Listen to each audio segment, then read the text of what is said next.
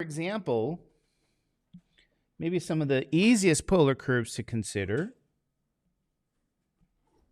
is r equals a constant.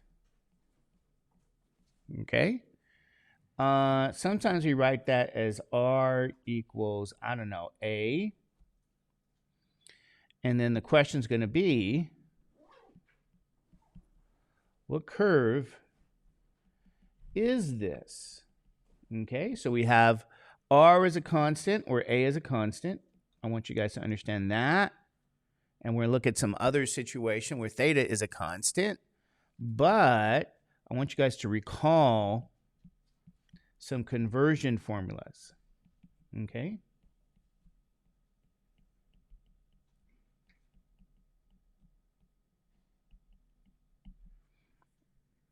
First of all, we know x equals r cosine theta. And we know y equals r what? Sine theta.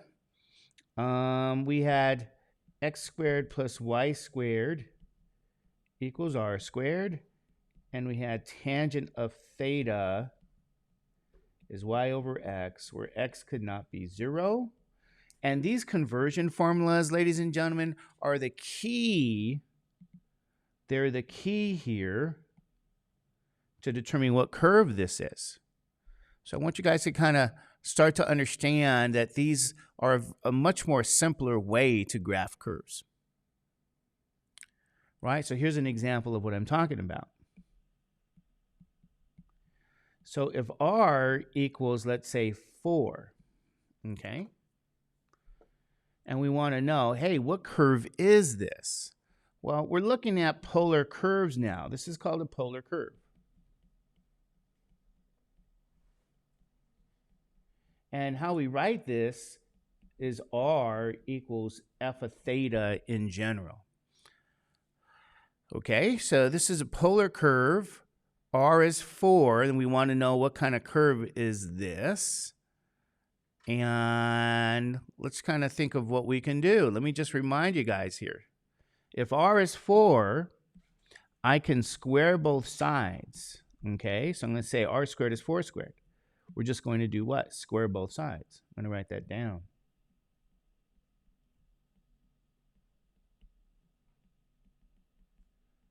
And now we say r squared is now what? 16. Okay, you guys okay with that? R squared is 16. So if I say to you, have you ever seen r squared before? Let me get some colors maybe. I don't know. Pink. The answer is yes. What is r squared anyway, ladies and gentlemen? R squared is what? X squared plus y squared. So we're going to replace r squared with x squared plus y squared, and that equals 16. And so if I ask you guys this question now, what kind of curve is this? What do you think that is? Anybody know? Have you ever seen a curve like that before? Yeah, this is going to be, recall, this is a what? This is the equation of a circle. Okay? Centered really at the origin, radius equals to 4. And then you say, why is that? Because you have this equation. X squared plus y squared equals r squared. So this is your equation of a circle centered at the origin, but we have radius r. So this representation, x squared plus y squared equals r squared, is a lot easier to describe here just as r equals 4, okay, in polar coordinates. So that's the equation that they're talking about, right? So if I said to you guys here, let's go to Desmos now this morning. Let's see what this is. If I said, okay, polar, I'm going to get my r out. We're are you at, R? R equals 4. Okay, and you guys should know I do not like, there's R is 4. I have x squared plus y squared, ladies and gentlemen, equals 16. Okay? So notice what I'm doing here. In one case, you have R is 4. All right. And then the other case, you have x squared plus y squared is 16. So what do you guys notice here? If I toggle back and forth and it changes colors, isn't that the same curve? The answer is yes. So it's the same curve, but you can describe this very much easier in polar. R is 4. R is a constant. It's a circle. So these are circles in the polar world. Sorry.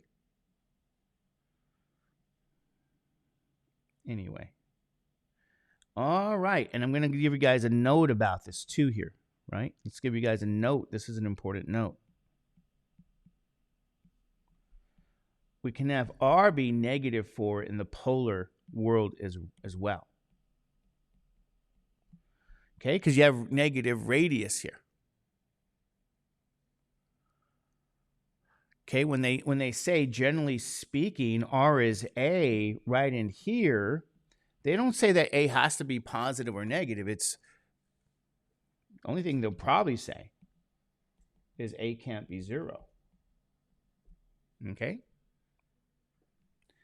And then you say, well, what curve is this? Well, this is going to be a circle centered at the origin, radius A. Those are circles.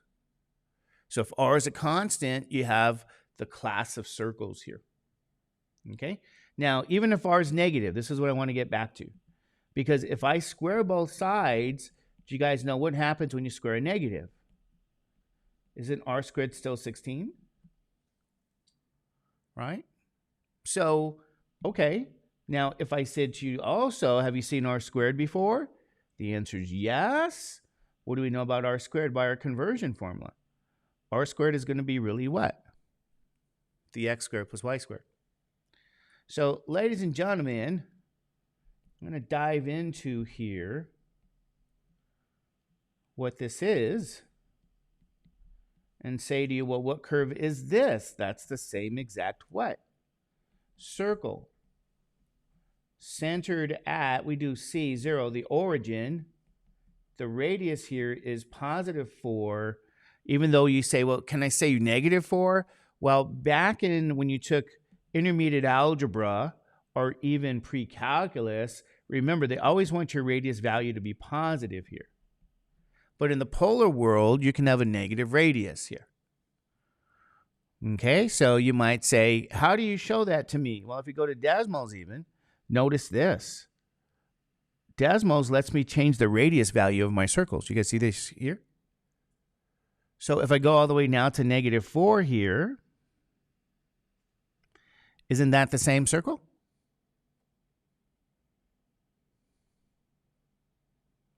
Okay, so your radius can be negative. So I want to share that with you guys here, is that when R is a constant, we're really talking about what? A circle radius R. R could be positive, R could be negative. Look at that.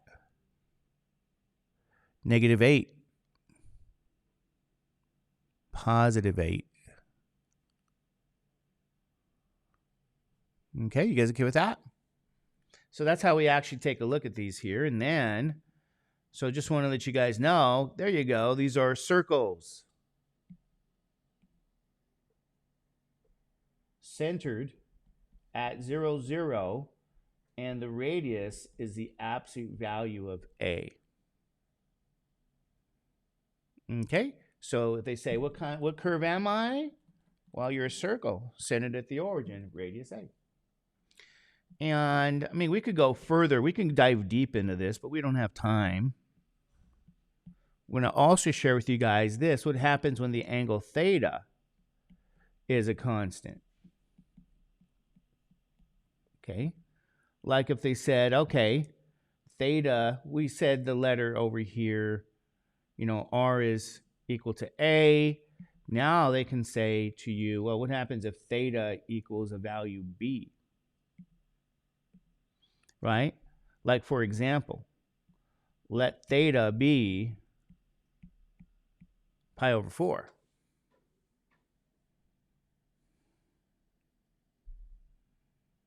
Okay, this is a constant value. Let me find another color.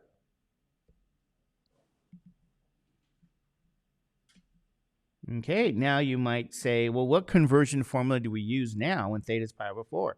Well, go back up here, and I'm going to say plug your theta into this tangent.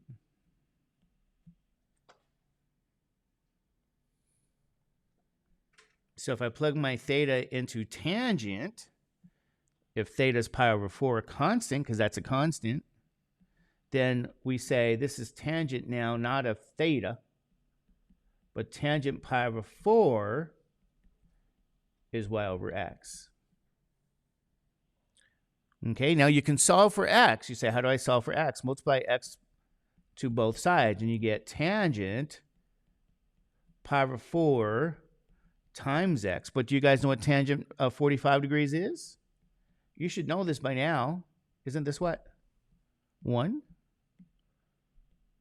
So we got 1 times x, and if I ask you guys, well, what is this? Y is x. Anybody know what this is? This here, so you guys know, we say this is a line through the origin.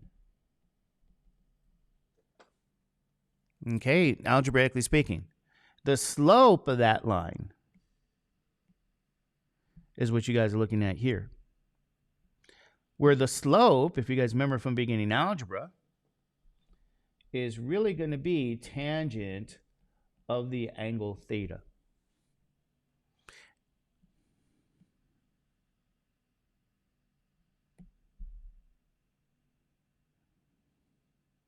Because this here, from beginning algebra, wasn't that the m when you wrote it as y equals what? Mx?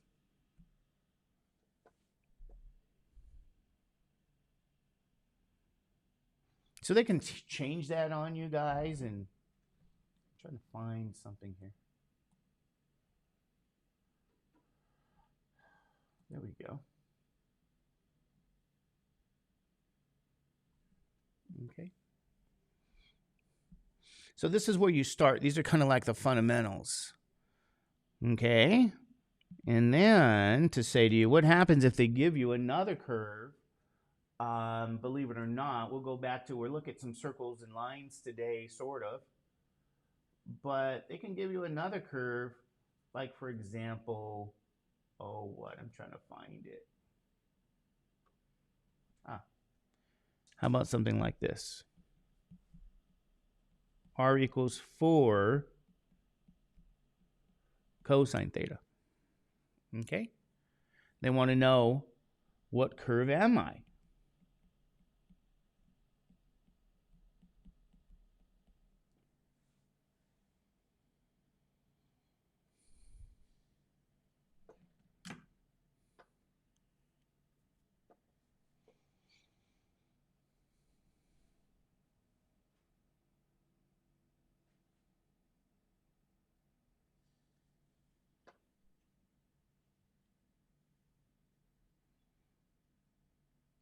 Okay, so there's a whole class of curves that look like this. You say R equals 4 cosine theta. You said, Mr. Judge, I'm going to get a hint here.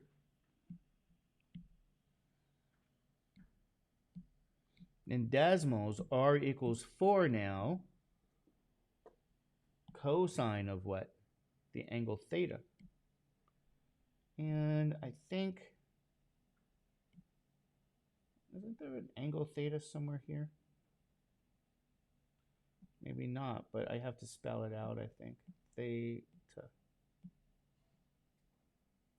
Okay. Bless you. So what do you guys think? What curve is this? This is a what? Circle.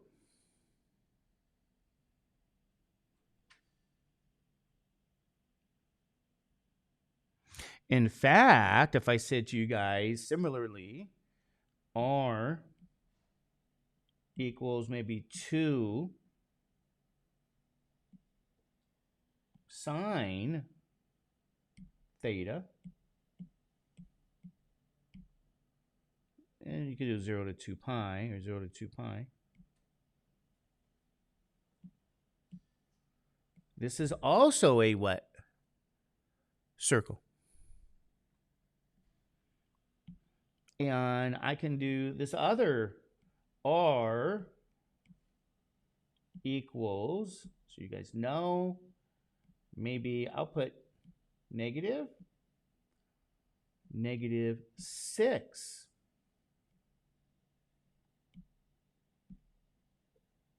cosine theta. You go, wow, what's going on? And maybe say R, let's do another one here. R equals, I'll do a negative, let's say negative 2.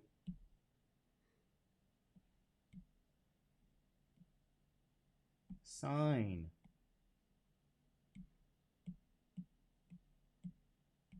theta.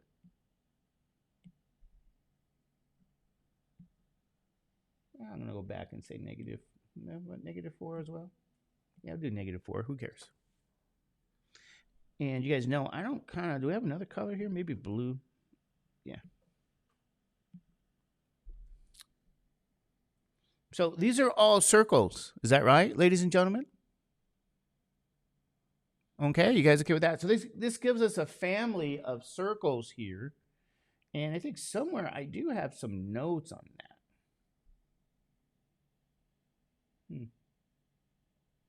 I should. So I'm going to make that to myself. Note to myself. How about, I think I probably have it for the Calculus 2 class.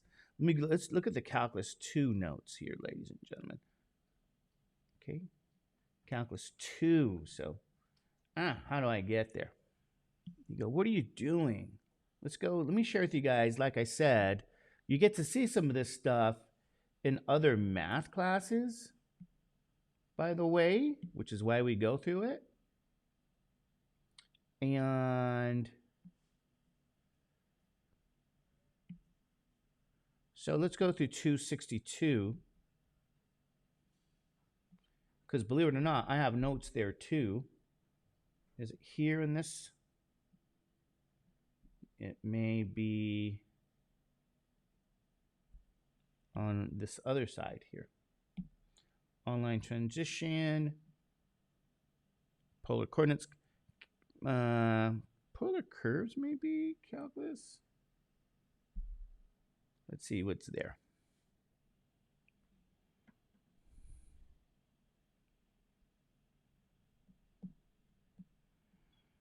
So you say, Mr. Judge, some of that looks familiar. See this stuff here?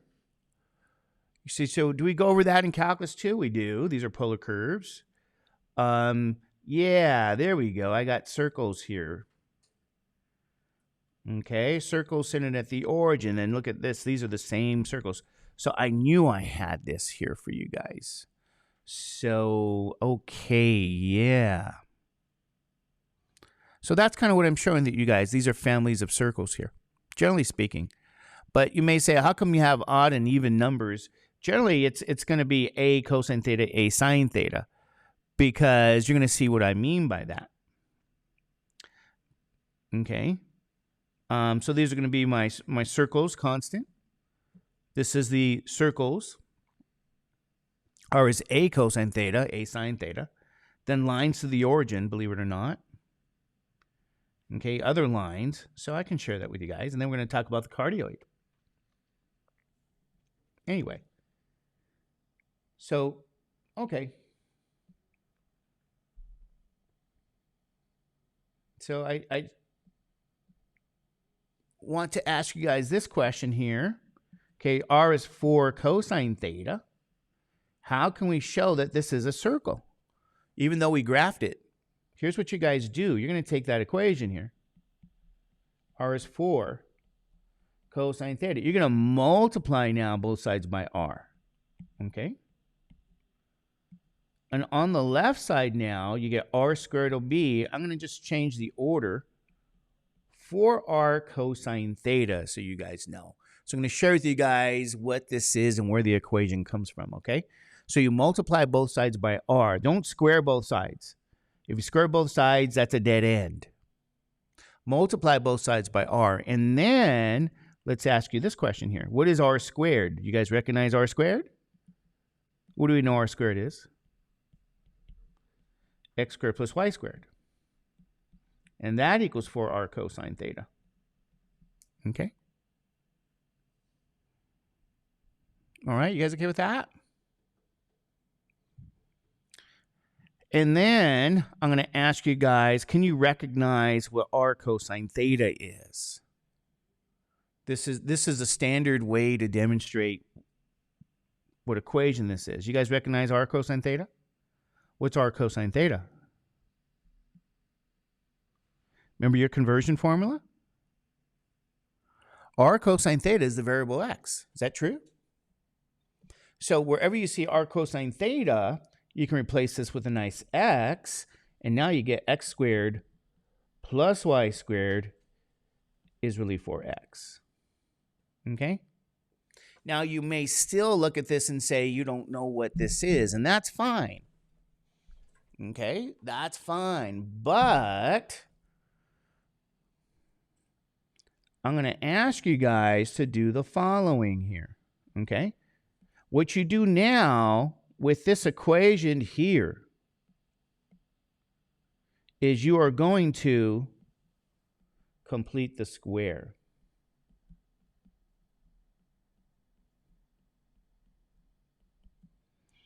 All right, you're going to complete the square with the linear variable that we have here. You say, what variable? With x.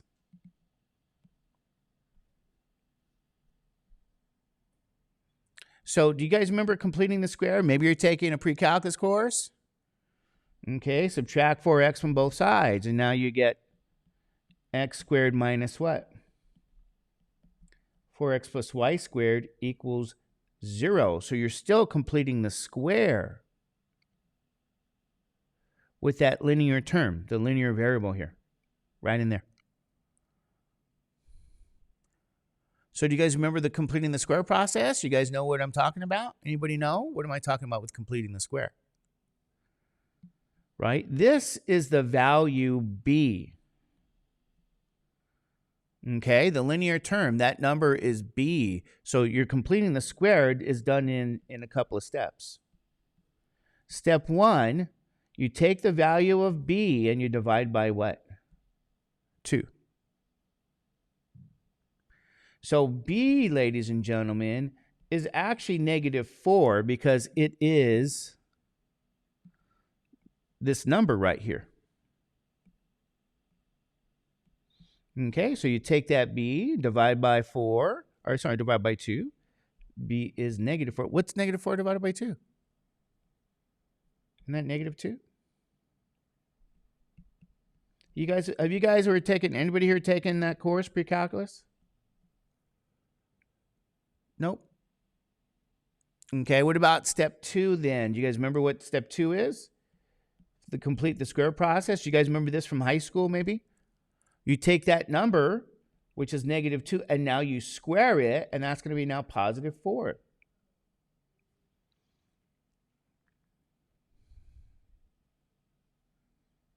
So I'm going to just say to you guys, this is completing the square. I color coordinate this. I can show you my videos on my website for completing the square. But step number 3 now. You say, what's step 3? Do you guys remember this here? You go back to the original equation they gave you. I'm going to copy this.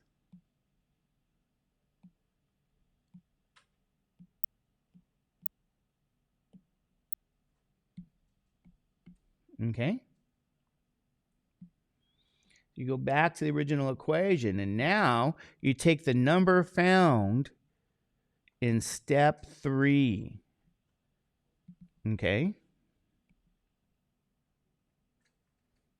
And you're going to add it to both sides.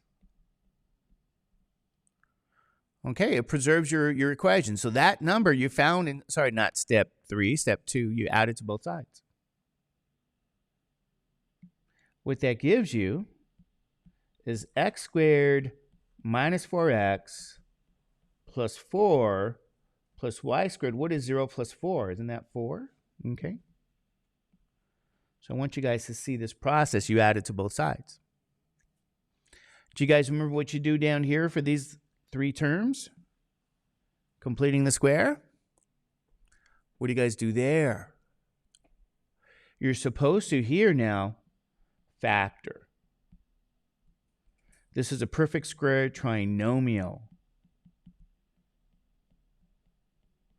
However, you don't really what? Factor. Okay, you say, I don't factor? No, you're really going to use the value found in step 1.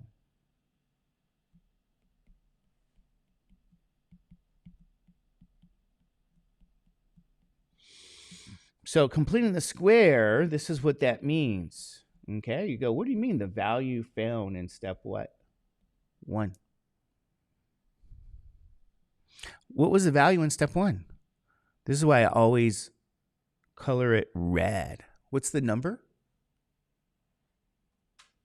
Do you guys know that number? That number is what? -2? So bring that number down.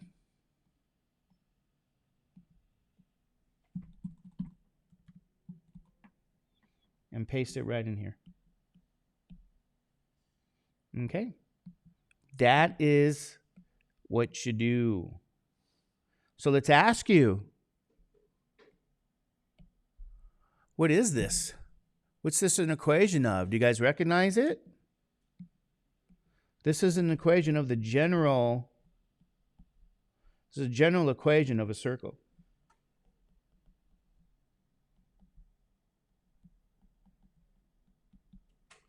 So back in the course, even in intermediate algebra, okay?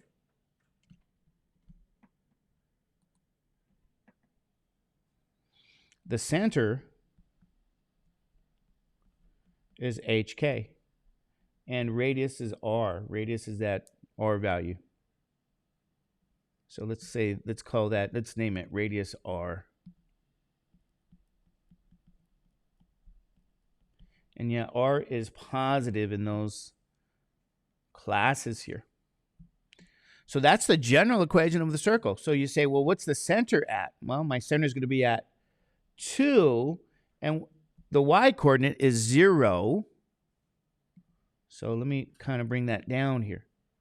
2, 0. Radius value, say if r squared is 4, what is r? You guys remember that? Square root formula.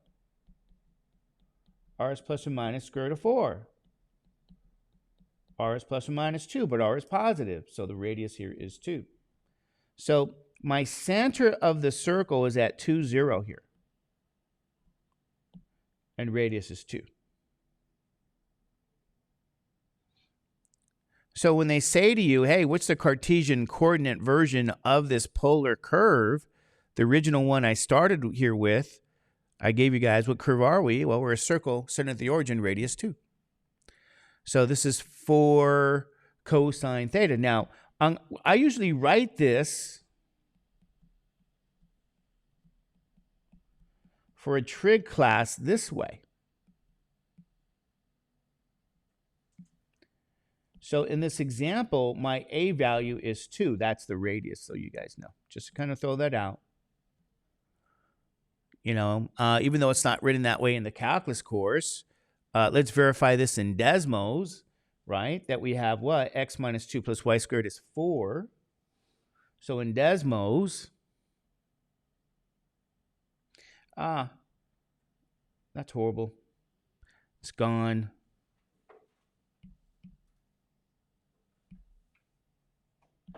X minus 2 squared plus y squared equals what?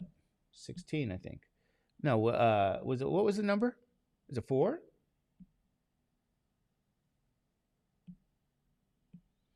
And what do we start with? R equals 4 cosine theta.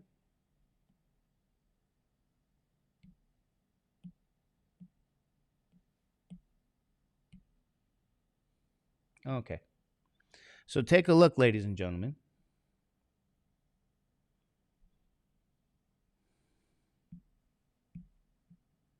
Sure enough, if I toggle back and forth, the polar curve is the same as the what? Cartesian coordinate curve. So all those curves that we shared with you guys earlier can be found by completing the square. Okay. So let me share with you guys this website information. So you might say, wow, you know, in 262, yes, just to kind of go back and give you guys some of those notes. They're free. I got students in my classes that this is their free notes. Yes, in Calculus 2, yes, you'd come back and you look at this stuff. Okay, they're going to say, hey, what about calculus of polar curves? Well, you have that too. It's a Calculus 2.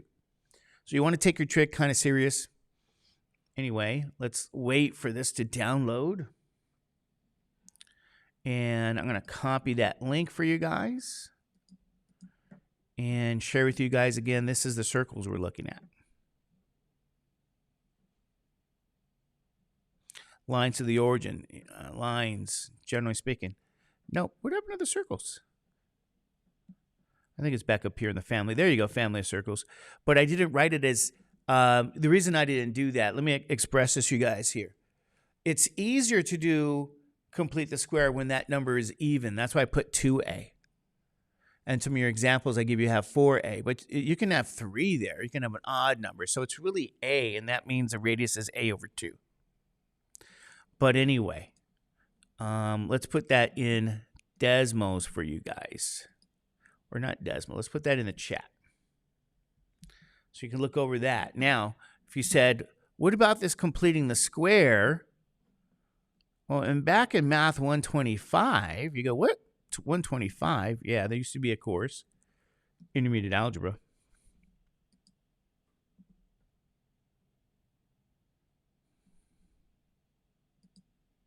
No, not Math Education. Sorry. I have worksheets and videos. So if you guys ever are in a bind and you say, wow, where can I review these things? I have them on my website, ladies and gentlemen. Just so you guys know, I have this website, Complete the Square. There we go. This is worksheets on Complete the Square.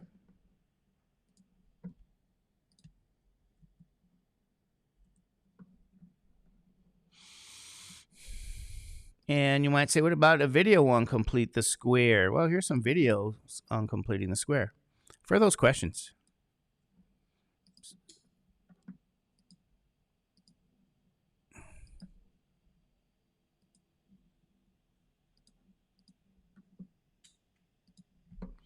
So I do have resources in case you guys are curious about that.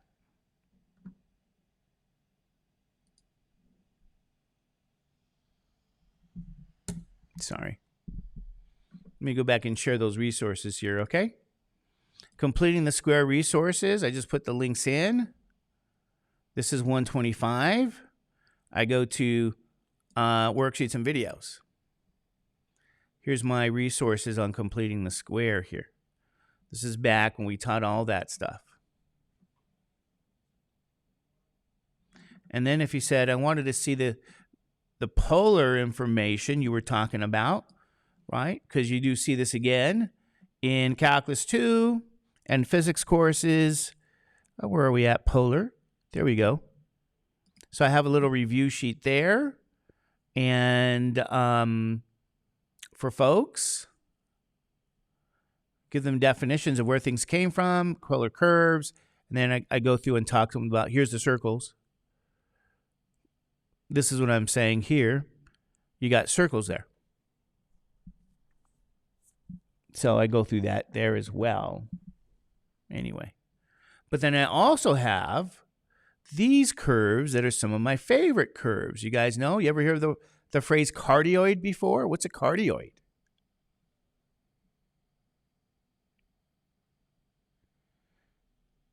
You guys know what a cardioid is, by the way? I'm going to give you guys an example. How about 2? Let's do this.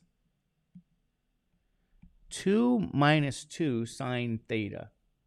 Okay? So you're looking at here a cardioid. Cardioid is a what? What do you guys think? What's a cardioid? It's called a heart. You guys see that there? So if I go to the iPad, here's my cardioid. It's a heart. We have r is 2 minus 2 sine theta. Okay, it's a polar form of an equation here. So you say, is this r is f of theta? Yes, it is. So I'm going to kind of dive into this for you guys. Cardioids. All right, Desmos, can you share with people what a cardioid looks like? Okay, it's probably the first time in you guys' lives you ever seen the equation of a cardioid. Do we put sine or cosine? I don't remember. Sine, thank you.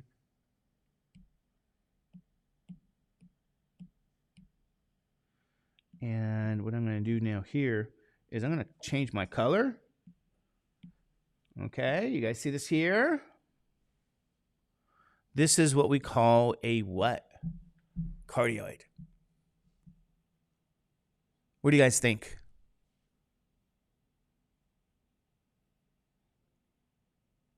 Could you imagine trying to graph that curve in the Cartesian coordinates? Can't imagine that. You guys know what I'm saying?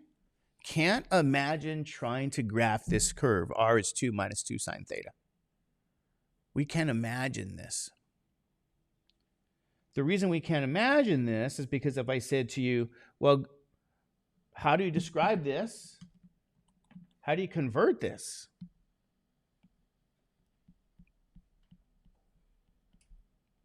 You convert to the what?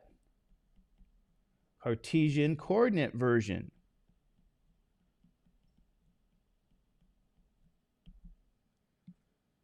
Okay, so the process is just like we did in the last example. You go, what do you mean?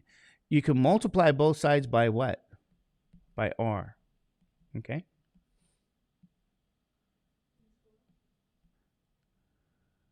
Yeah.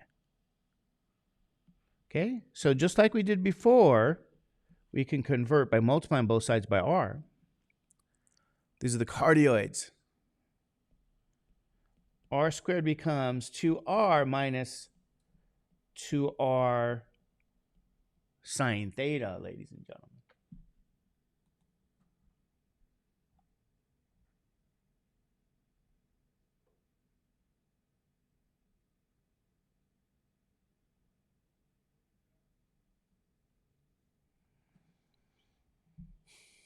Okay, and then I'm going to remark to you guys, have you seen r squared before? What was r squared before?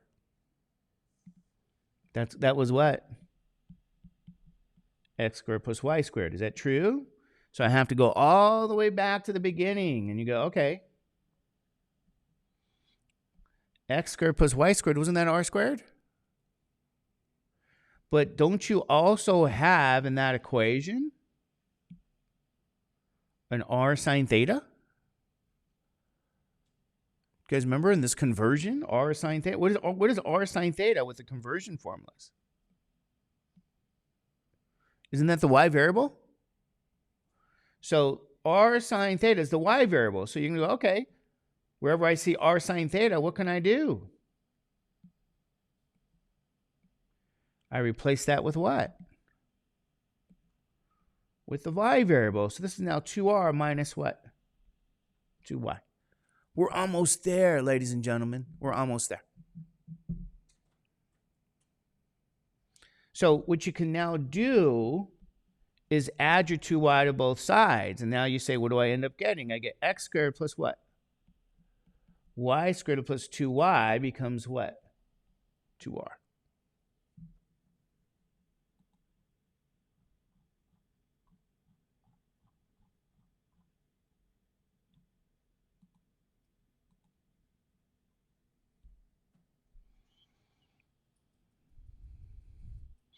Okay, sometimes we even say translate, move this 2y term over. Now, here's what I'm going to say to you guys. You see how we have this r? We got to get rid of that r. We have to have the equation in terms of x and y. We got to get rid of r. Let me show you guys how to do that, okay? You're going to take both the what? Take both sides and square them, but don't really square the left side. Leave it as it is, okay? You say this is x squared plus y squared plus 2y squared becomes 4r squared. Is that true by algebra?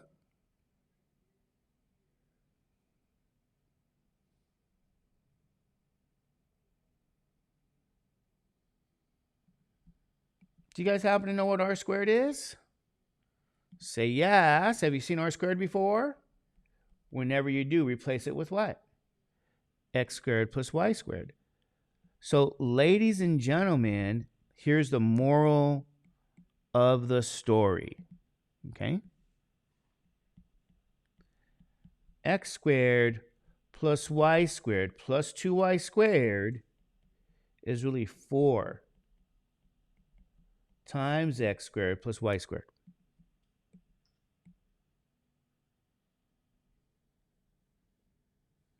This is the equation that we're looking for.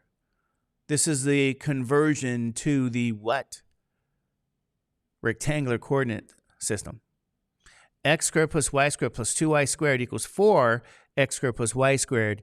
This is the cardioid. So notice we don't even study in algebra these particular curves, do we? We study lines, we study circles, we study ellipses and hyperbolas, we study logs and exponentials, but we don't study curves like this. It's kind of thought of as being a little bit too sophisticated. Okay? However, this is a what? Cardioid. You say, is it really? Let me show you. X squared plus what? Y squared plus 2y. Okay. That equals 4 times the parentheses of what? X squared plus what? Y squared.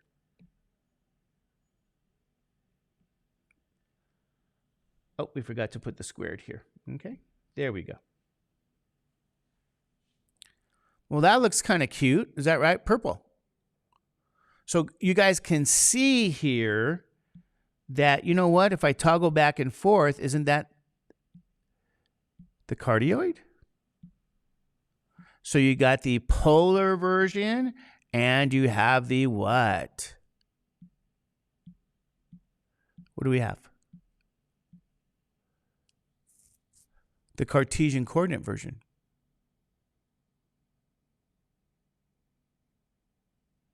Okay, so I just wanted to do some conversion here for you guys now. Okay, now let me do another thing for you guys here. I'm going to go back to my website again. We're going to go to the trig course because that's the course you guys are in. And you want to know something here. What I did for you guys is I have a worksheet on cardioids, just so you guys some notes on cardioids.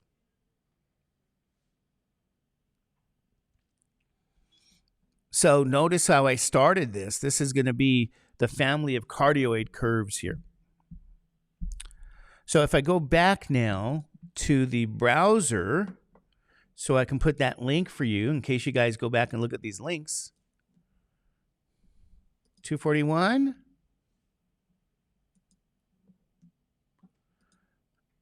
Yeah.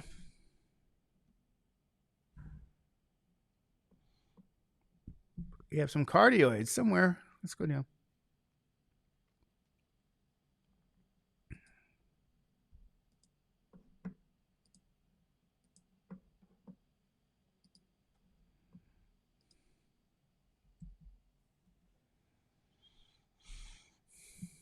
Okay, so here's the cardioids we're talking about there for you guys. This is the general equation of cardioids, by the way. So they can give you sine or cosine, and you say, well, that's not what I had over here. Well, you really did. It's just I did the distributive property for you already. Okay, so this is what I'm saying. This is a cardioid. You can replace the trig function with sine or cosine. All that does is it changes the orientation of your cardioid. Okay, so if you said, what about this cardioid? Let's note.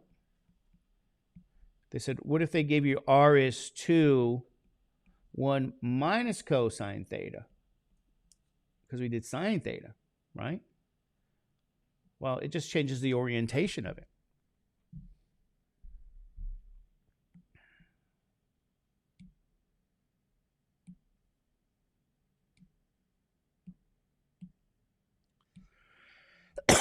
So if I do it without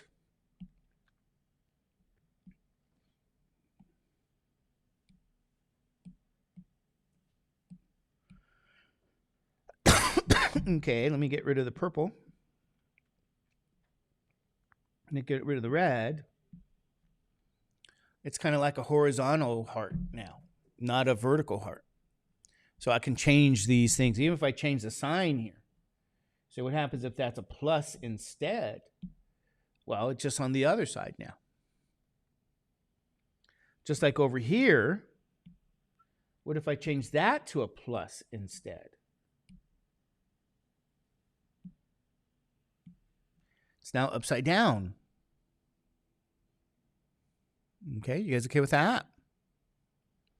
So I just kind of want to illustrate that to you guys. I did have that worksheet for you on these cardioids.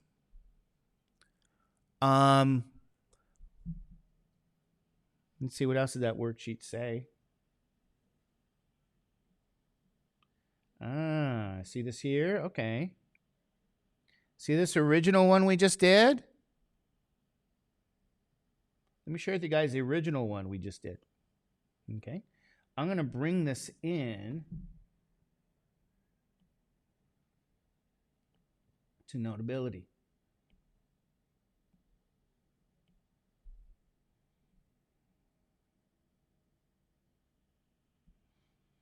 Okay, so remember, if we distribute, we get 2 minus 2 sine theta, or cosine theta. Okay? The original problem is this, 2 minus 2 sine theta. So I just want to kind of share with you guys what's going to happen now is they're going to say to you, so where are you? You're over here. Okay. What if they gave you this curve to begin with?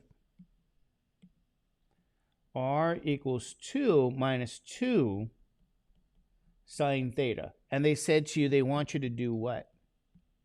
Graph this curve. Just so you guys know. To graph it. And you might tell me, well, I don't know how to graph this without Desmos. We just use Desmos. Is that true? So how would you graph this without Desmos? How do we graph cardioids by hand? That's the idea. Okay? We want to graph this by what? By hand, we want to sketch it. Just like we've graphed everything else in our lives. Okay? I'm going to illustrate to you guys what you do, okay? It's very simple, but I want to illustrate. I'm going to say to you guys, do the following. Only consider the angles from 0 to what? 2 pi. And I want you to rearrange the terms. So you say r is negative 2 sine theta plus 2. Okay? We're going to try to learn how to graph a cardioid by hand. I know you look at that and you go, oh my God, how do I do that? Well, this is what the purpose of this worksheet is. Okay, so I'm going to just share with you guys how to do this by hand. Well, think of the curve this way. Have you ever graphed sines and cosines before in your life? Say yes. Think of it as y equals minus 2 sine theta plus 2. Okay? What they want you to really do is graph this in the Cartesian coordinate system.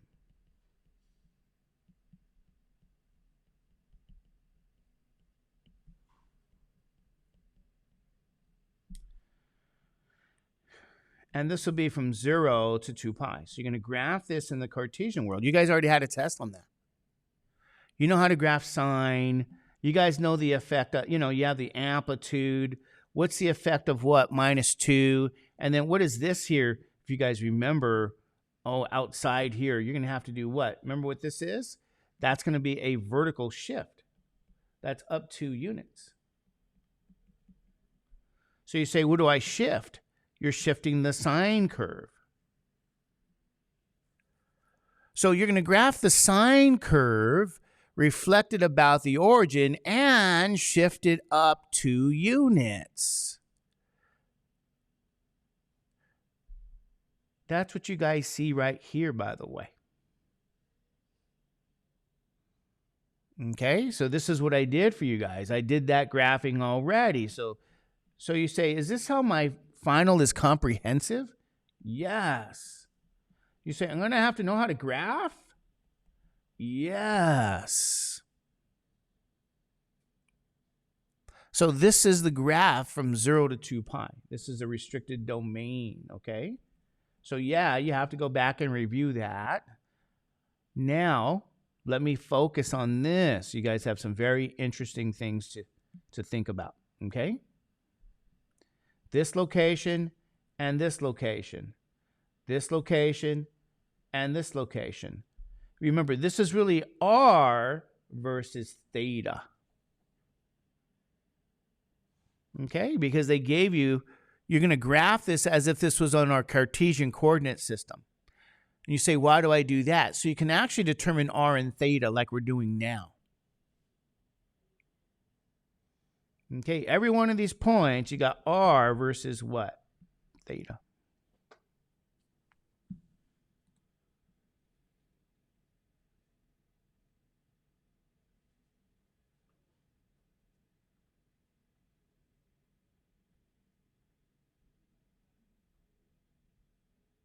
All right, you guys okay with that?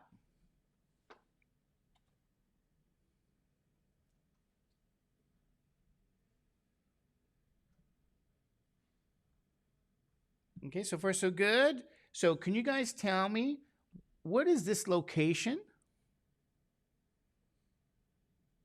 This is your r-axis right here. So, and this is your theta. So what that point is going to be what? R is 2, is that right? And theta is 0. You guys okay with that?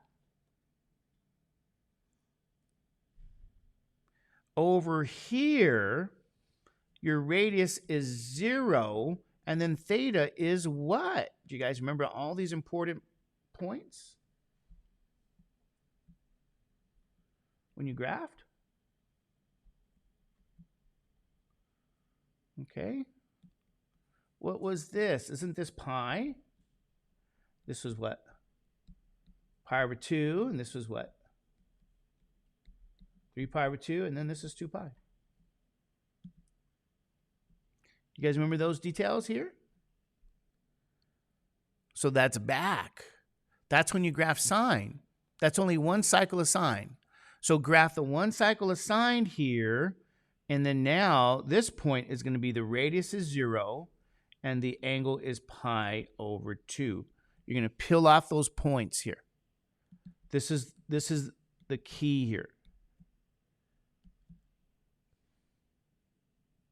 Finding all of these coordinates is the key. So the third point, what's the address? R theta. Your radius is what again now? The radius is 2, and now the angle is what? Pi. You guys okay with that?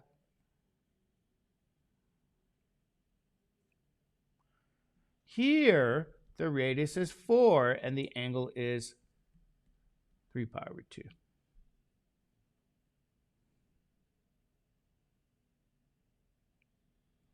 Here, my radius is 2. The angle is 2 pi. So what you want to do is graph this on the Cartesian coordinates so you can find all of these extremely important locations here. Okay, you guys okay with that? Starting to graph a cardioid, the first cardioid we ever graphed in our life.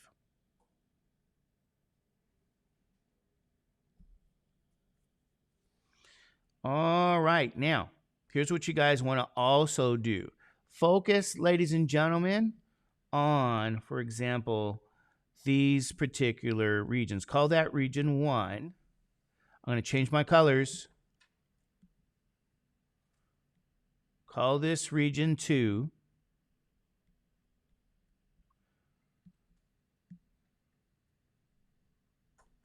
Call this region 3. And then you're going to call this last region, region 4.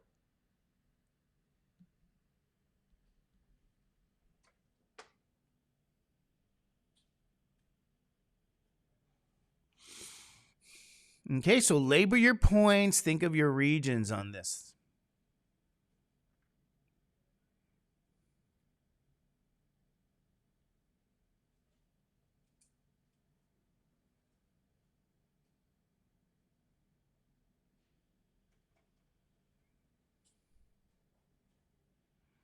Okay, you guys okay with that? Now, here's where you guys start.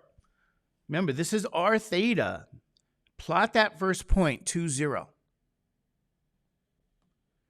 These are all r theta. So you can say, where do I plot it? On your Cartesian coordinate system. 2, 0 is that first point. Where is 2, 0? Isn't that radius 2? Angle 0 right here. Isn't that where that first point is? Isn't that the location of 2, 0? I'm going to put it in red. No, I don't have to put it in red. That's okay. Put it in. Isn't that location 2, 0? Do you guys remember how to plot points? That's 2, 0. So what's the next point here? We got to plot what? 0 pi over 2. But notice what happened. The angle goes from 0 degrees to pi over 2. Is that right? And in pink, my radius goes how in pink? From 2 to 0. That's the first part. So from 0 to pi over 2, I go from radius 0, 2 to 0.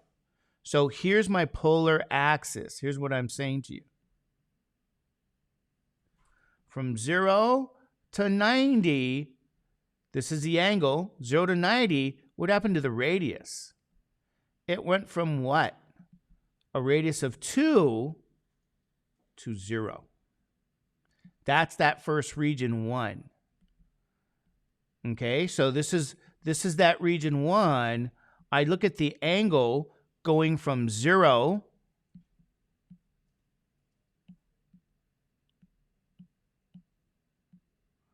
I guess it doesn't want me to grab it. Come on. So my angle went from what? 0 to 90 degrees, pi over 2, and the radius went from 2 to 0. That's exactly what happened in this pink portion here. Okay, the radius went from 2 to what? To 0. You guys see that pink portion?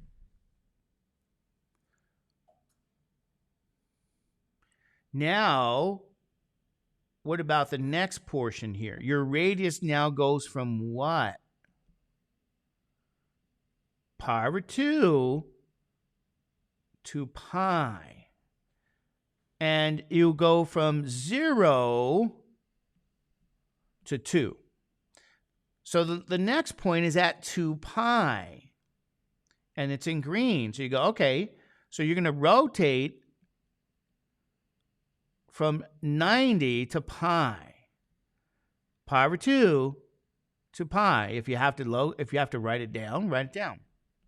You go from pi over 2 to pi, and the radius in green went from what? What did your radius go from? Did you guys see it? Your radius goes from what? 0 to 2. And that's what we call region 2. So I got to go from 0 to 2 now. In green. Here's where 2 is. So I go from 0 to 2 for the radius value. That's the number 2.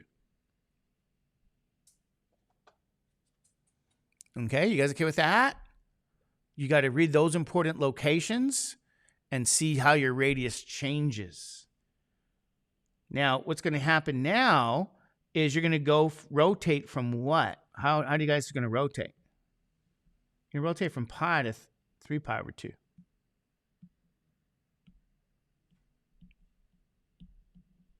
Go back to that curve. So you're now here. Pi to 3 pi over 2. What does your radius in orange go to? Well, you're going to go from 2 now. Let me get rid of this. You're going to go from a radius of what? 2 to 4. When the angle goes from pi to what? To 3 pi over 2.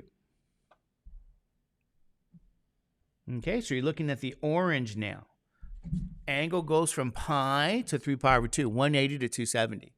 The radius would go from 2 to 4. So your radius in orange goes from now 2 right here to what? 1, 2, 3, 4. So you're going to have a curve that looks like that. That's region 3.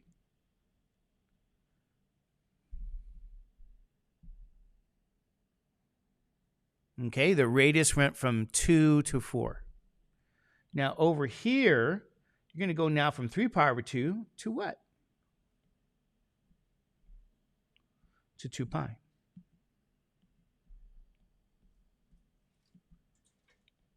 So the angle is now going to go from 270 back to where it should be. Okay, so notice that. This is what I'm going to say. You're going to go from 3 pi over 2 to 2 pi. What happens to the radius there? So go to your picture. When the angle goes from 3 pi over 2 to 2 pi in brown, the radius goes from 4 to what? 2. 4 to 2 in quadrant 4. 4 to 2 for radius value. So you can say, oh, we're going to go from the 4, which is right here, to a radius of 2 now in that rotation.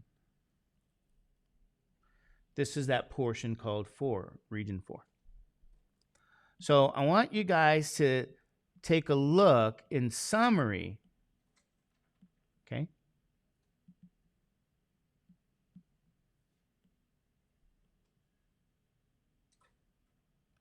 You're going to be rotating your ray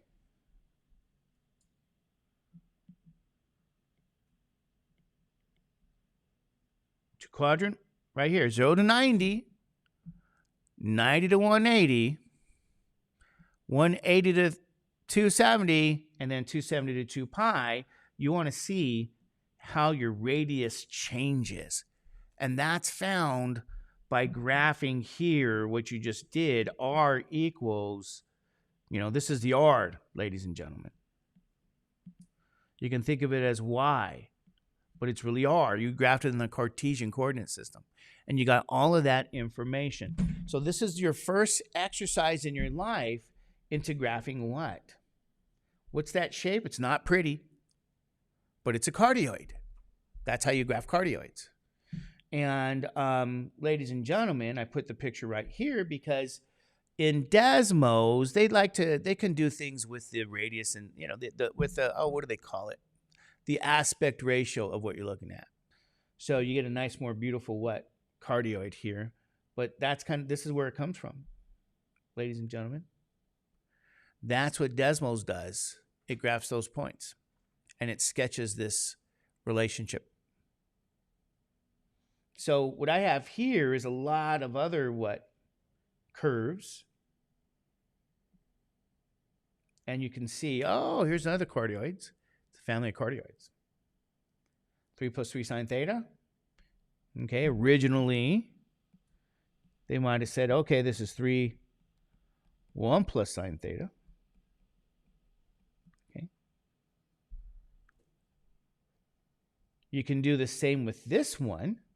You say, how do I do that? Well, find all of these locations here. But don't forget, somewhere in the middle here, I guess right there.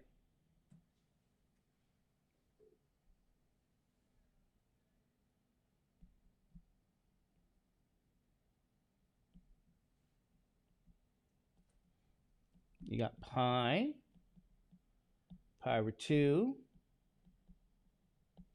3 pi over 2, and 2 pi. Because this graph, remember this, the amplitude is 3, and this is an upshift of 3. Right? This is your amplitude back in the day.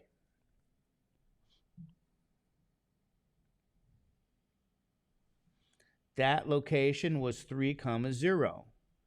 This is going to be 6 pi. Now you're back at 3 pi over 2. And then here the radius is 0. The angle is 3 pi over 2. Then back here you're back up at 3 for 2 pi. Just remember, you want to see these colors here. I don't remember what the order we did the colors in. Doesn't matter.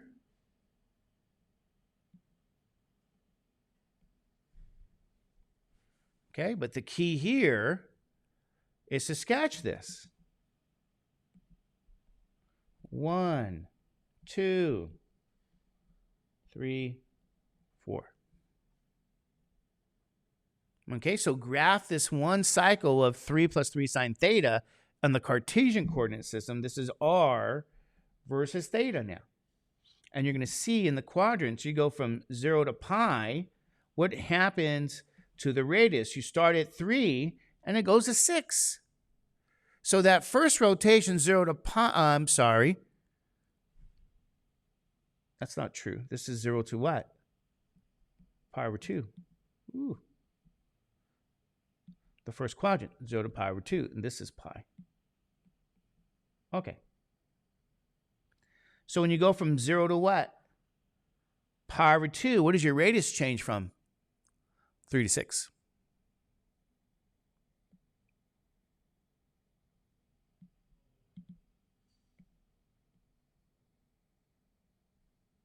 Zero to pi over 2. The radius goes from what? 1, 2, 3 to what? 1, 2, 3, 4, 5, 6. Oops. That's that first portion.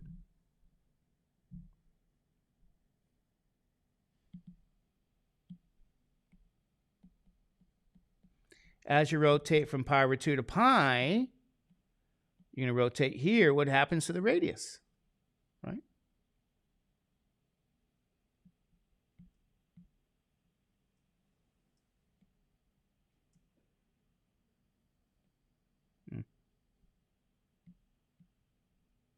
Doesn't seem to like my...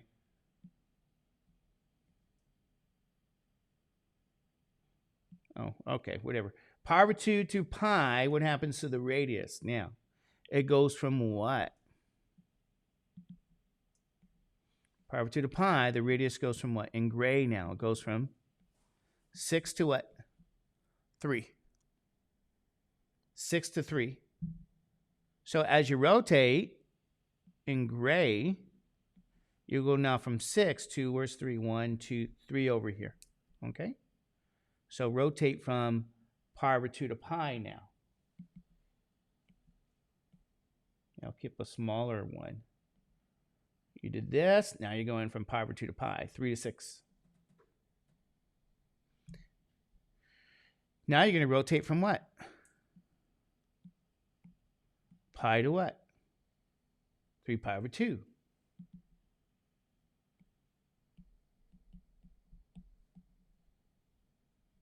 So what happens to your radius as you do that? In blue now. Pi to what?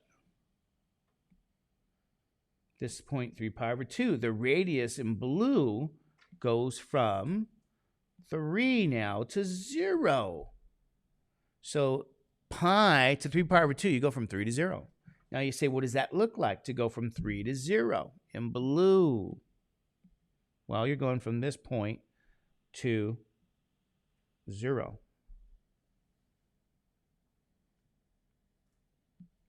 So don't forget, 3 pi over 2 now to what? 2 pi. What happens there when you go from 3 pi over 2 to 2 pi? Well, what color is that? Oh, 3 pi over 2 to what? 2 pi, that's gold, I guess. We went from a radius of 0 to 3. So from 3 pi over 2 to 2 pi, you went from 0 to what? Back to 3. So that's gold. You say, okay.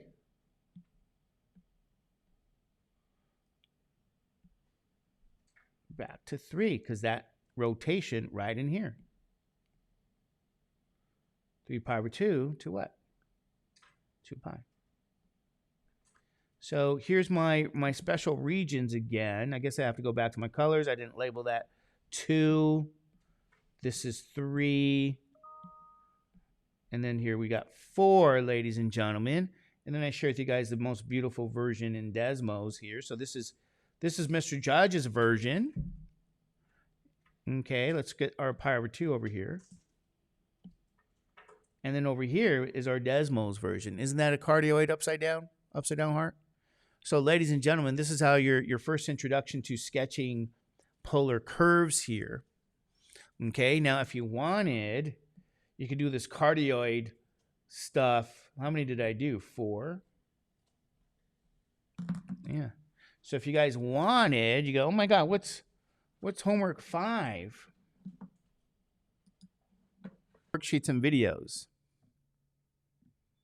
We're talking about polar curves and how to sketch some of these beautiful curves that you guys may not have seen before in your life. Like you have these curves here called limicons. All right. Okay, so here's a limicon, believe it or not. Various limicons. It looks, I don't know what that looks like. It's kind of like a version of a heart, but not really. And that's kind of like it's not an oval shape, but these are the equations of them. So we have these symmetric properties of limicons. So maybe we can sketch one of those here, get started today, and talk about some of the symmetric properties. So we'll try to do that maybe. Okay. Some of these nice, beautiful curves that exist in polar. And I'm going to import this here for us in Notability.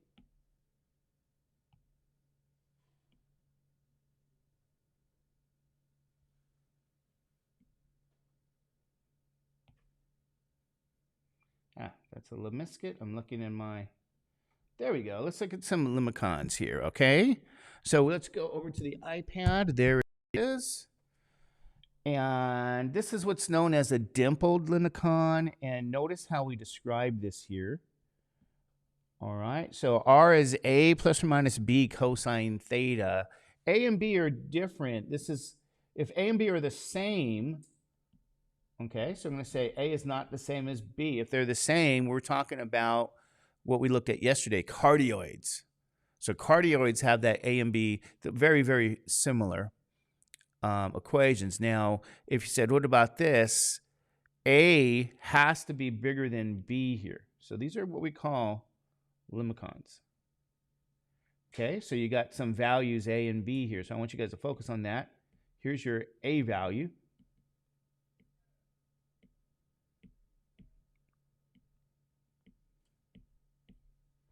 Here's your B value.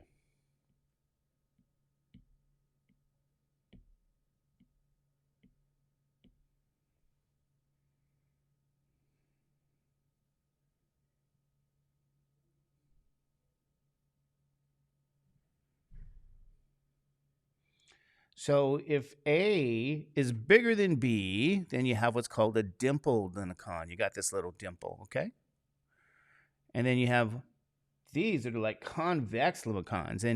And you know, if you guys want to know, what does that look like to you guys? Do you know? Does that look like kind of an eyeball, if you guys know what I'm talking about? An eyeball, if you really studied the eyeball, it might even be a convex limicon. And the relationship here between your A and B values, okay, is right here. There it is. A is greater than or equal to twice B. And so you have this nice shape, this convex limicon. Okay, just kind of look at these curves and kind of study them a little bit. And we're going to say where A is bigger than B here, and the criteria here is A is actually at least twice B. And if you have that, you got this convex limicon, these nodes for you guys. Now, what I want to talk about is some of these kind of properties that may help you graph polar curves, what's called these symmetric properties. Now, if you look at this is symmetric about like the x-axis, right? So if the polar equation is unchanged when you replace theta, right? So we're going to see if we replace theta with minus theta, then the graph is symmetric about what's called the polar axis, also known as just the x-axis, right? So these are some symmetric properties about these curves here. So I want you guys to note something here. This is important here. What does it mean if the equation is unchanged if you replace theta with a minus theta? Doesn't that mean the function has to be what? The function is even. This is what they mean. And what function is actually even in terms of these trig functions? Because you have two, right? You got sine, you got cosine for these. So which one is the even function? Do you guys remember? Cosine is even. So this should be symmetric about the polar axis. Okay? So for your limicons, this should be symmetric about the polar axis. All right, what else do we have? Okay. Compare that to this. If the polar equation is unchanged by replacing r with minus r, okay, replacing r with minus r, then the graph is symmetric about the pole. You replace r with minus r. What is that going to be like? All right, well, symmetric about the pole, okay. That looks to me like this is symmetry about the, if we look at the xy plane, this is symmetric about the origin, if you guys remember that. But here's the criteria, by the way. Replace r with minus r if it's unchanged. If the polar equation is unchanged, we're replacing theta and theta minus pi, or pi minus theta, the graph is symmetric about the y axis, or we say this line, theta is pi over 2. So these are some pictures here about some symmetric properties, ladies and gentlemen, for your polar curves anyway. All right, so let's take a look at this one here, this first one, right? This is the simple A greater than B. This is not at least twice as much, right? So if you look at this, say here's my A, and here's my B.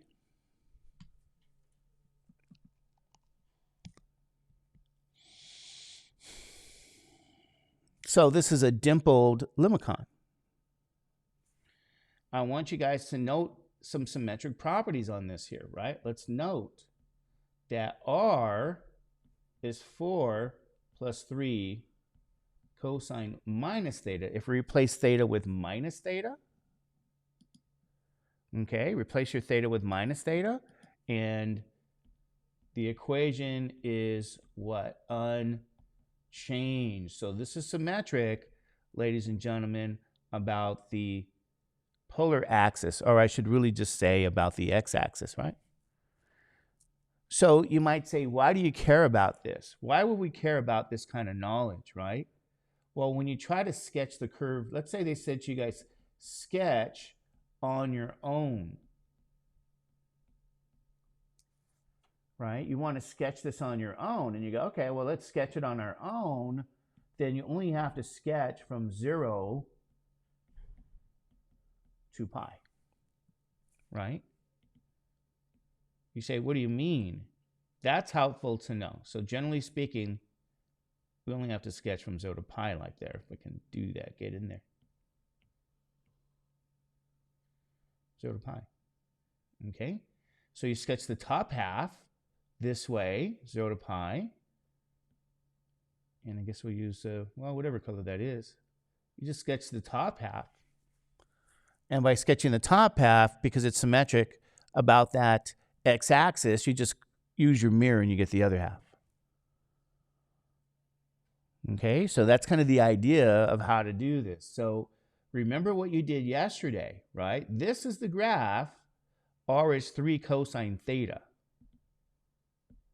Or if we rearrange the terms, I'm sorry, R is 4 plus 3 cosine theta. That's 3 cosine theta plus 4, where your amplitude is what here? 3. And this is shifted up 4 units. So this is what I'm saying here. Here's your theta. Here's your R. So 0 to pi, by the way, pi is about 3.14. There's 0 to pi. So down here, you're going to have some information here. I guess this is the number, what, 1.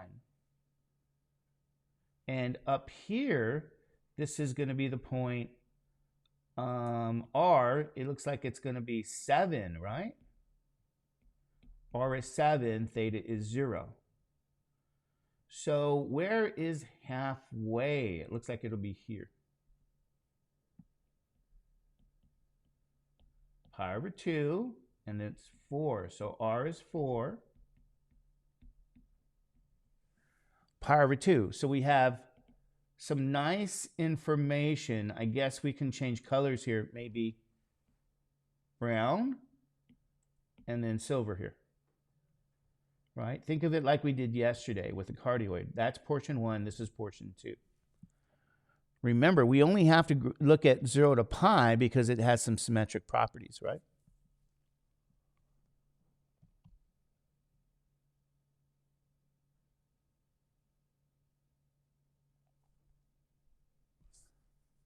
So double check, ladies and gentlemen.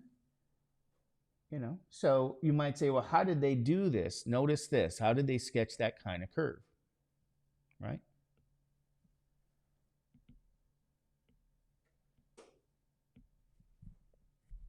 When you start on the polar axis here, again,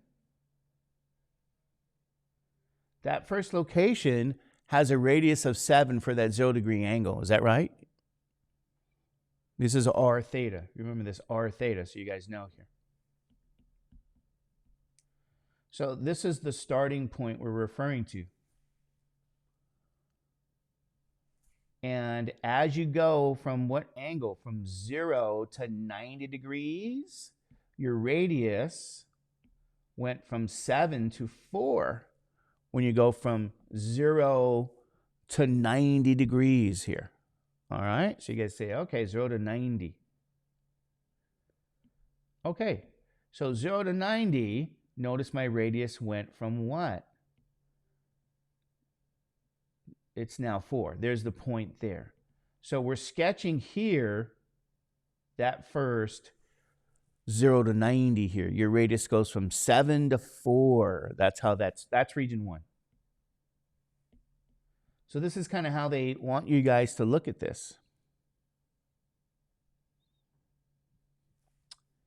And then you might say, well, what happens now, since this is here 90 degrees, what we did yesterday, what happens if we go from 90 to 180 now? 90 to 180, this is the angle now, 90 to 180. So your radius is going to go now how? Let's see. Your radius is going to go from 4 now.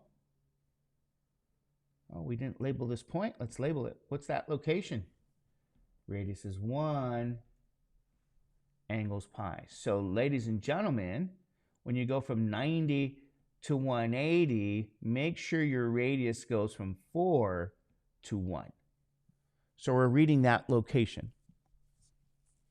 90 to 180, your radius goes from 4 to 1. So you go, okay, goes from 4 to 1. So this is why, I guess that color was silver.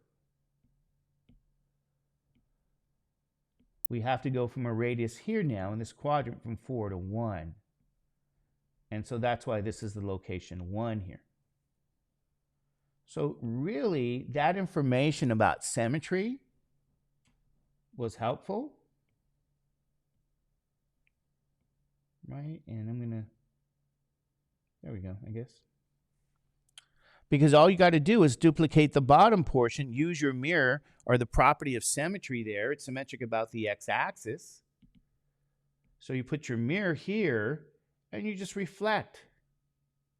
You go, okay, this is going to go to 4 in the reflection. And this portion is going to go in the reflection back to 7. So remember, this is 7, 1, 4, and 4. So there's your dimpled limicon, ladies and gentlemen. That's the graph there. So just kind of, sharing with you guys how to go about this, the dimpled limicon. And then if I said to you, hey, what's the Cartesian coordinate, right? What is the Cartesian coordinate version of this?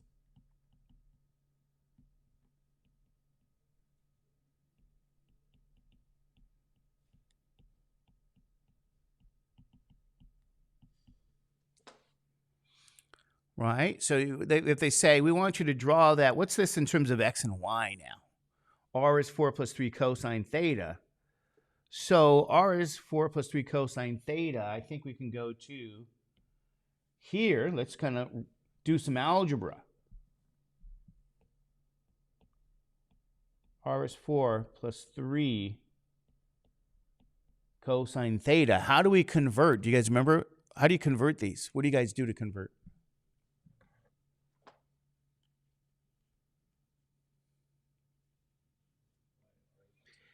Yeah, you got to multiply both. Thank you. Multiply both sides by R.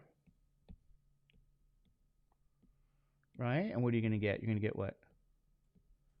R squared is what? 4R plus what? 3R cosine theta, because you distribute your R. Is that right? Distribute that R value.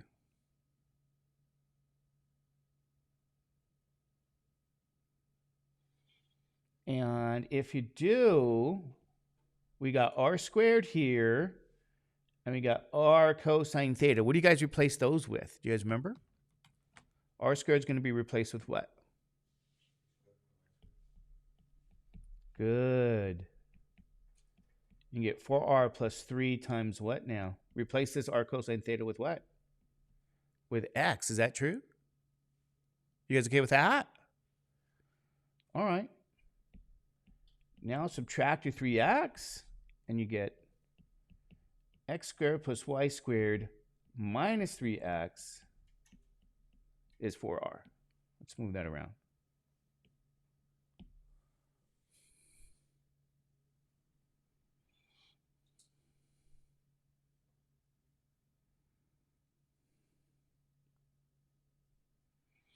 And so what do you guys do with this now? Do you guys remember what you do? You're going to want to what? Square both sides.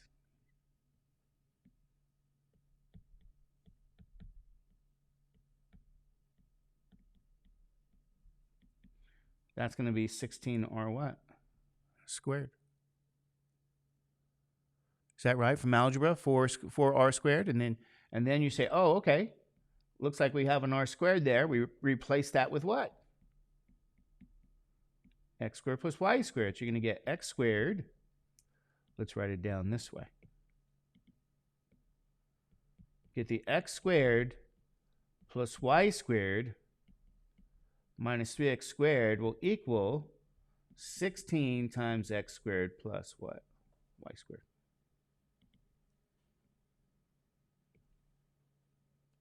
So notice this is a Cartesian coordinate version of that particular polar curve. So notice we don't really study the Cartesian coordinate versions, right? We don't study those kind of curves. What we do study polar curves, and that's why we study polar curves. So we have converted this original curve now to the Cartesian coordinate version. So that's kind of interesting. Sorry. Right. Just going to go with the sketch here. And then notice number 2 here. You say, well, what about the a and b values? And now this is sine, right? So a and b, this is where you got the a value, the b value. This is where a is at least double b. That's what that meant.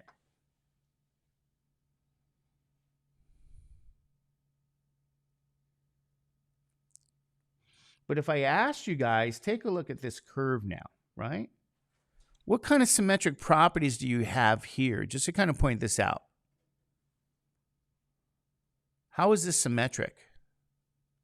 What do I mean by that? If you put your mirror, how? On the y-axis, isn't that symmetric this way here? You guys with me on that? So you might say, well, did we even talk about that? Yes, we did. What did that mean here? Is that right? If your polar curve is unchanged by replacing theta with pi minus theta, the graph is symmetric about the line theta, about 90 degrees there. So this is a symmetry. So you might say, how is that helpful for us here? Well, what you could do when you try to sketch this on your own, you can say, well, what angle is this? This is negative pi maybe to what? To pi. So you may want to start, if I can draw that arrow there, you may want to start at negative pi, rotate to 0, and then rotate to pi. Versus starting at 0 and going all the way to 2 pi. Okay, but you can start, if you wanted, from 0 and go all the way to 2 pi if you like. Maybe you're a little stubborn. But you can also start at negative pi and just rotate how to pi. The choice is yours. In this picture, you might have said, but Mr. Judge, you actually drew, this is r and theta now, right? So this is r equals, this is the same equation, but I'll write it as 3 sine theta plus 6 instead, where your amplitude, and this is shifted up 6 units.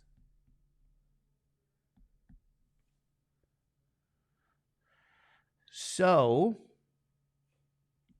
all of these points again we're going to use. This is going to be our theta axis. This is r. So we didn't go from negative pi to pi, but we could have. And maybe we should. All right. Well, let's assume we didn't do that then. So notice now, what do we get? We're going to have to know the minimum and maximum values of this curve. If we go from 0 to 2 pi here now, so what about 0? Okay, here's 0. Pi over 2. Pi. 3 pi over 2. 2 pi. So it's all going to start by graphing this r versus theta like you usually did back in the beginning of the course.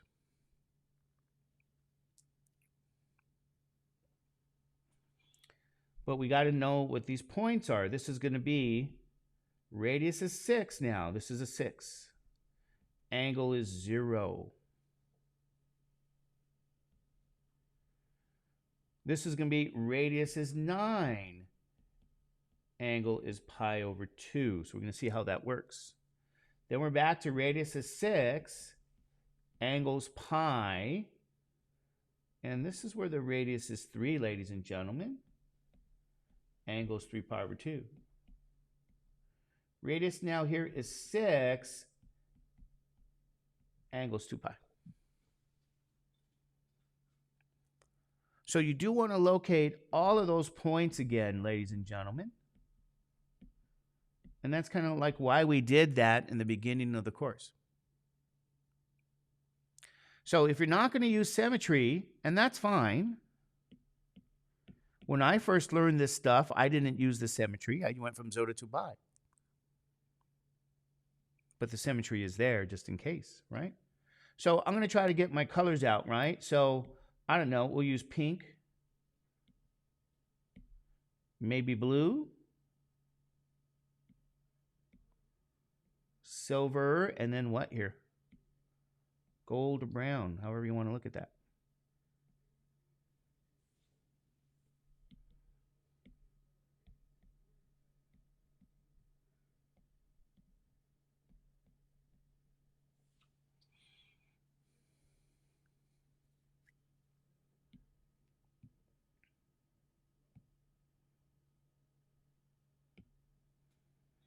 Anyway, I'm going to erase this. It's a little distracting for me, but you guys get the point, right? So let's see how this works. Remember, when your angle goes from 0 to what? Pi over 2, 0 to 90 degrees, okay? How do we sketch this? We have to have our radius go from what? 6 to 9. So notice here, when your angle's at 0 degrees, this is where my radius is. It's at 6. I'm looking at that coordinate here, and this is why you guys want to learn how to plot. And then I go from 6 to a 9 as I rotate this how? 90 degrees. So that's 9 pi over 2. Okay, this would be where 6, 0 is. Does that make some sense? Do you guys know what I'm saying? And I think that color's pink, so let's make sure it's pink.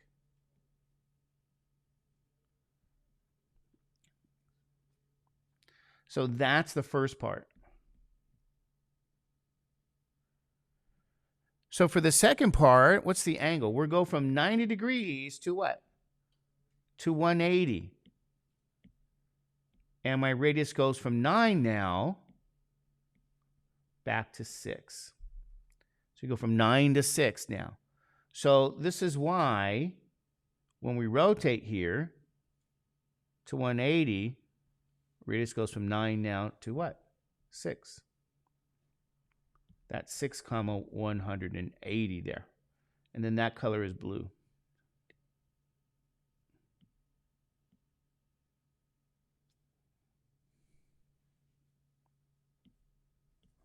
Region 2.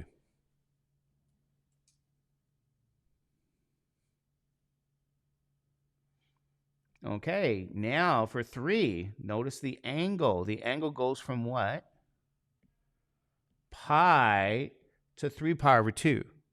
The radius would go from what? 6 to 3.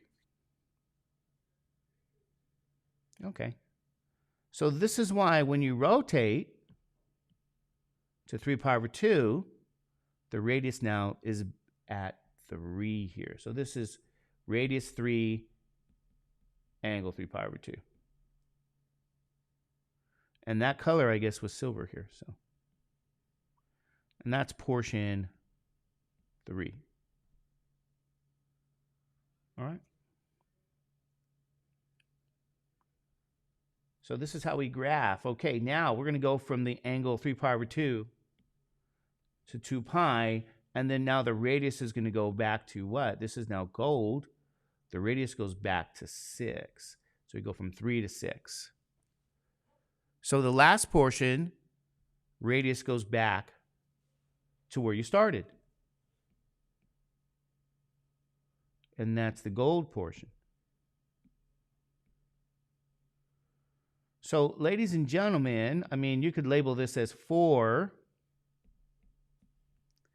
As you guys can see, the sketching technique requires you to go back to the rectangular coordinates and peel off those special points and look at how the angle changes in each quadrant and the radius that follows, right? So this is what it is. So anyway, ladies and gentlemen, it's a very interesting, technique, by the way. So you guys can see all that. That's what this is. Anyway, let's talk about one of my, did we find the equation on that one? Cartesian? What about this? R is 6 plus 3 sine theta. You guys can find that, right? R is 6 plus 3. So you said, okay. R is 6 plus 3 sine theta.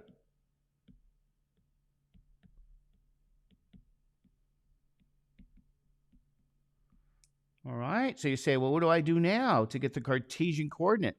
Same exact process. Multiply R to both sides. And what do you get? R squared is 6R. You distribute the R. Replace R squared with the X squared plus Y squared. Do you guys remember the variable here for R sine theta? Isn't that going to be what? What's that going to be? Isn't that your Y? Right? That's the Y value in the Cartesian, in the conversion formula. That's why. So now you'll get X squared plus Y squared minus 3Y will give you the 6R. And again, by squaring both sides, ladies and gentlemen, like before, the process is very similar for cardioids. You now get 36R squared here, but don't forget, same process. Replace the R squared with the X squared plus Y squared. So that's the exact same thing. Final answer, the Cartesian coordinate version, which we don't really study the graph really of, we study the polar version, is right here.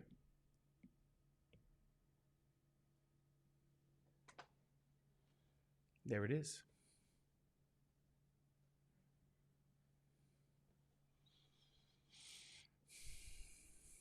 All right, you guys okay with that?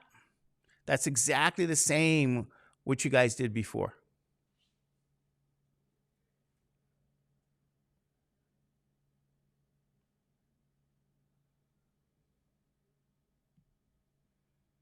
Anyway. And then let me share with you guys some of my favorite curves of all time, the Lemniscates. What do you guys think about a lemniscate? Notice this. This is r squared now is a squared cosine double theta, or r squared is a squared sine double theta. These are called lemniscates, ladies and gentlemen. Lemniscates.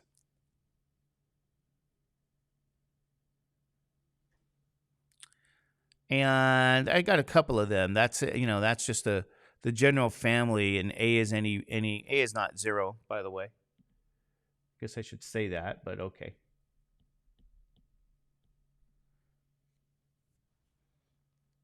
And I want you guys to notice something here. Well, we'll talk about it. This is a very interesting situation.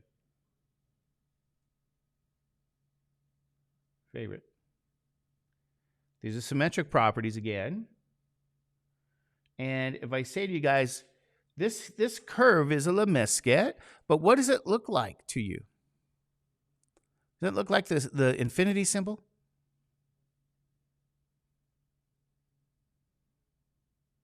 So this is r squared is 4 cosine double theta. Notice right off the bat, since cosine is even, this is symmetric about what? The x-axis, right? Cosine is an even function. So this is symmetric about that x-axis. So you might say, does that mean we should just look at this from 0 to pi? I'll say, yeah. So you're going to now look at it this way. This is the graph. Again, r squared is 4 cosine double theta, but we're going to look at this from 0 to pi, ladies and gentlemen.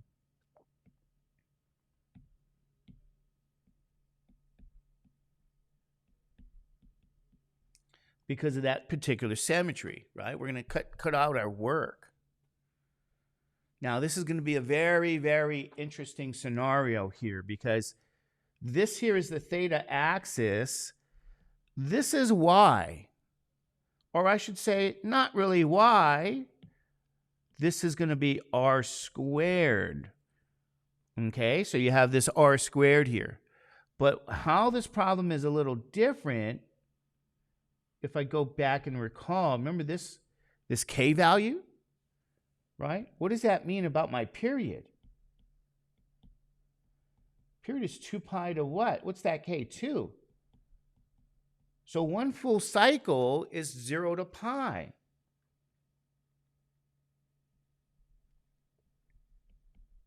This is pi. That's one full cycle. You guys okay with that? And I'm only going to look at this 0 to what? To pi curve, because this is an even function. And I know it's symmetric about that origin. So, okay. So let's be careful, because this is going to be a little interesting. Okay, so all these important points, let's kind of locate. If this is 0 to pi, this is where pi over 2 would be. Is that right? That's halfway. And then halfway here is pi over 4. Because the period is just 0 to pi. So I got 1 pi over 4, 2 pi over 4. That's now 3 pi over 4. Okay?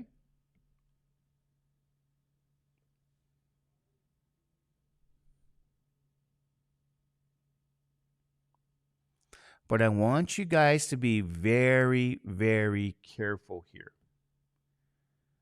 Okay? You see that location? This is the location where r squared is 4, not r. Okay, because we're graphing that, thinking of this as really r squared, right? Think of that as a y value. This is why it's a y-axis. So this location is where r squared equals 4. So I can't really exactly say, well, let's go with that information. If r squared is 4, what is r?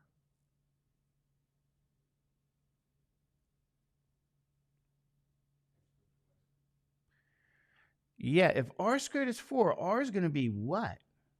Note. R is going to be plus or minus square root of 4, or r is plus or minus what? 2. So this information says to me, here's my radius. When the angle is, this is where the angle is, theta is 0. Okay? So I'm using the r squared. This is a little different. R squared, ladies and gentlemen, is 4. That doesn't mean r is 4. R squared is 4. That means my radius, I have 2 radius values at the 0 degree angle. Because can I have a negative radius? The answer is yes. How does that work to have 2 radius values? Well, at angle 0 here, when theta is 0 degrees, I'm at positive 2 and what? Negative 2, ladies and gentlemen. This is where you have 2 comma 0, and this is what? Negative 2 comma 0. This is all because I have an r squared there. So at the 0 degree ray, at the pole, I start off with 2 points because r squared is 4. It means r is plus or minus 2.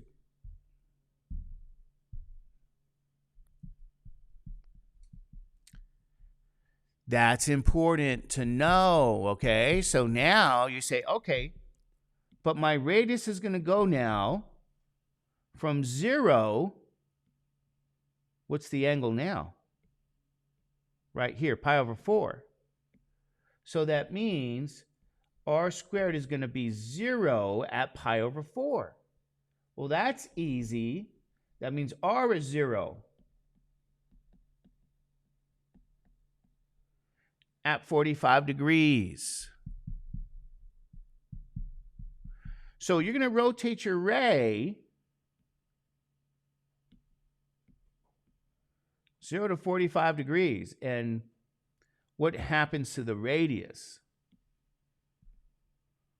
Well, my radius goes where?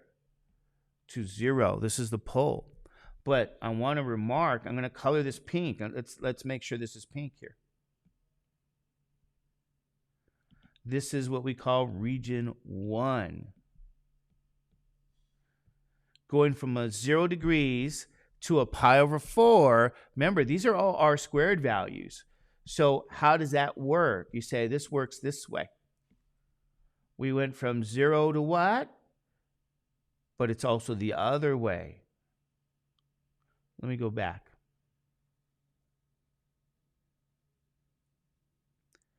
So for that rotation, ladies and gentlemen, pi over 4, we got the opposite r values and they're negative. Because r is positive and negative. Remember, you can have a negative radius.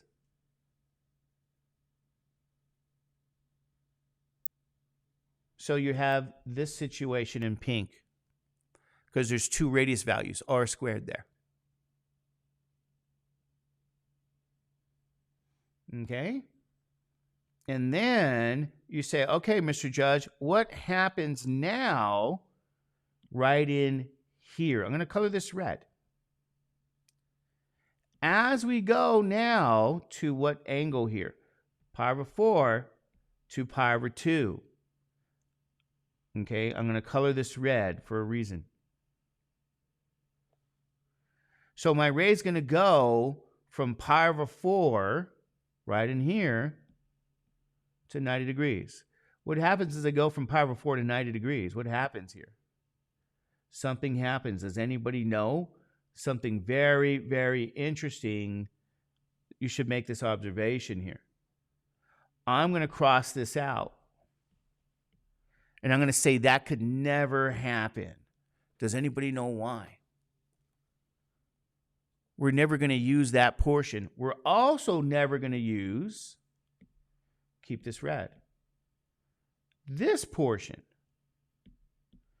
from pi over 2 to 3 pi over 4. Does anybody know why that portion down here is problematic? There's a very good reason. What's wrong? What's wrong with that problem here? R squared is what? Negative, less than 0. R squared cannot be, well, if R squared is negative, we now have imaginary numbers, right? If you said, Mr. Judge, what about down here? Isn't that -4? And I'll say, okay, at pi over 2, just so you guys know, let's write that down. At pi over 2, R squared is -4. R is plus or minus, square root of -4. R is plus or minus 2i. This could never happen. We don't have a radius that's complex. So that's an extremely important detail. This is why you never really deal with this portion down here at all. What you deal with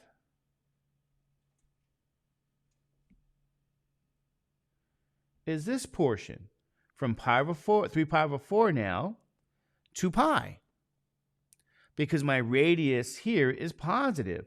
So we're going to call that 2, ladies and gentlemen.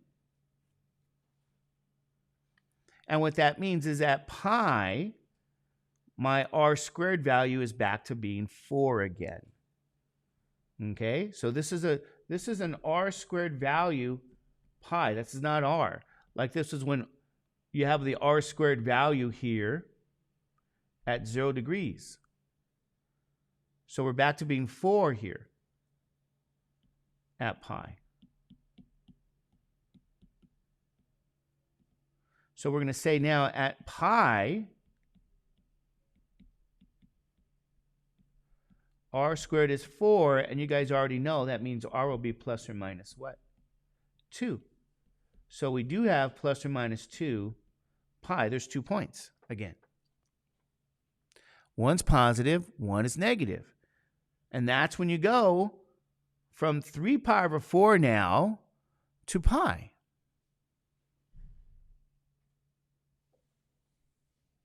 Only question is, where's 3 pi over 4 to pi? Well, it's right here.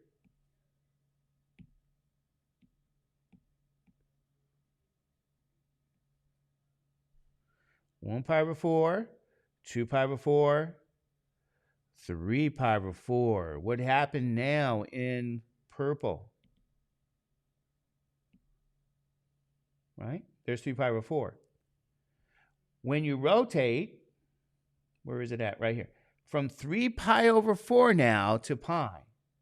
So I'm at 3 pi over 4. Let's rotate to pi. There we go. 3 pi over 4, pi. 3 pi over 4, pi. What happened to that radius? I went from, I think it's purple. I went from 0 back to 2. But I went, what? Plus or minus radius values. So this is region 2, and this is region 2, because right in here, we have 2 values for radius values. This is R squared. That's not just R anymore. And this is the classic demonstration, ladies and gentlemen. We didn't even use the symmetry property, but this is the classic demonstration of how you graph a what? A lemniscate. But you got to be careful here. Things to remember is this is R squared. R squared can only be positive or 0, and R squared could never be what? Negative. And that's how you graph that lemniscate, so you guys know.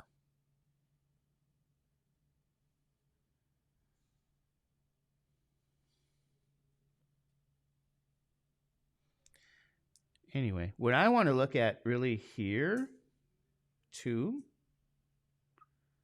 just so you guys know, I got some worksheets. I want to look at some roses here. Let me show you guys some roses. Oh.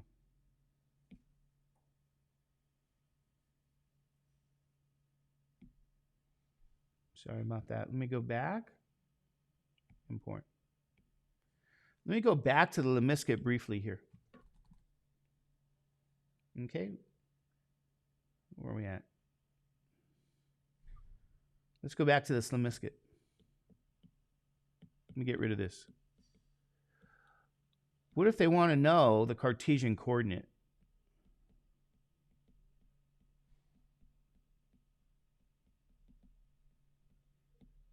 Version. R squared is 4 cosine 2 theta.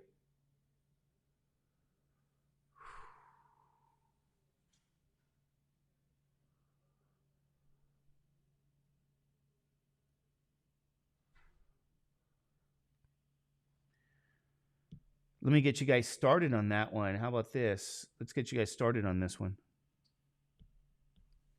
R squared is 4 what? Cosine 2 theta. So what do you guys know right off the bat, by the way? Right off the bat, what is R squared?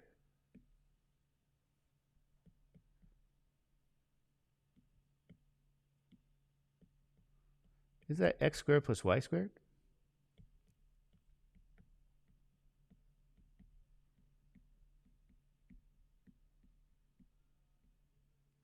Is that right?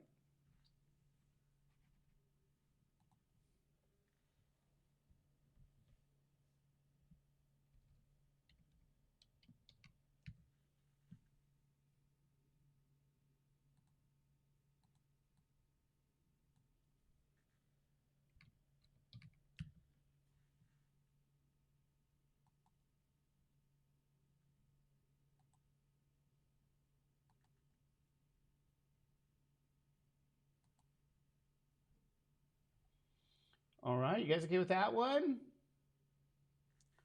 Now I'm going to say something to you guys. What do you guys do now with this? I'm going to probably have to use something here. What do you guys think? What should I use? I got to replace cosine 2 theta with an identity.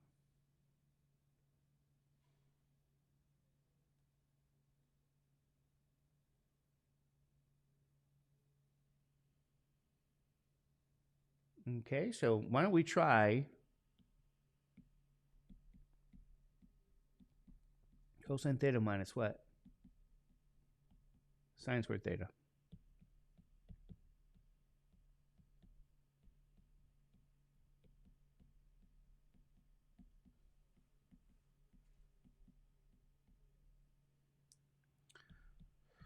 So what do you end up getting? Don't you get what? 4 cosine squared theta minus 4 what? Sine squared theta. Maybe we could leave it that way. I don't know.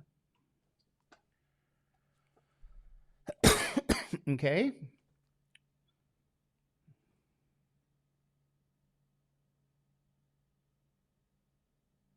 Now, you know what I'm going to do?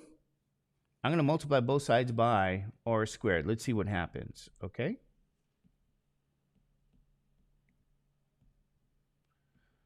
So you say, do you get r squared? X squared plus y squared will be, just ship it your r squared.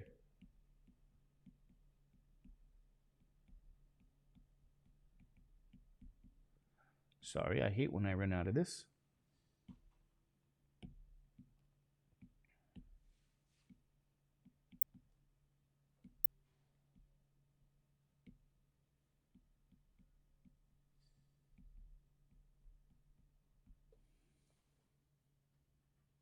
You guys already know, what is this here?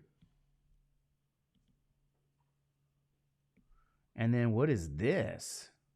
Tell me if you guys believe me if I say, isn't this r cosine theta squared here minus 4 r sine squared theta? Yeah. So I'm going to see if you guys understand my point. Isn't this x squared plus r squared squared, because this is another x squared plus y squared? You guys okay with that? Does anybody know what is this? This is, what variable is this? It's orange. What variable is this? It's green. What are those variables? You guys recognize them? X and Y. Yeah, so here's what we get here. X squared plus y squared squared becomes 4x squared minus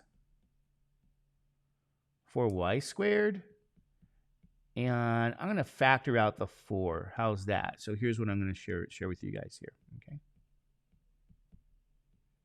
X squared plus y squared squared is now 4x squared minus y squared.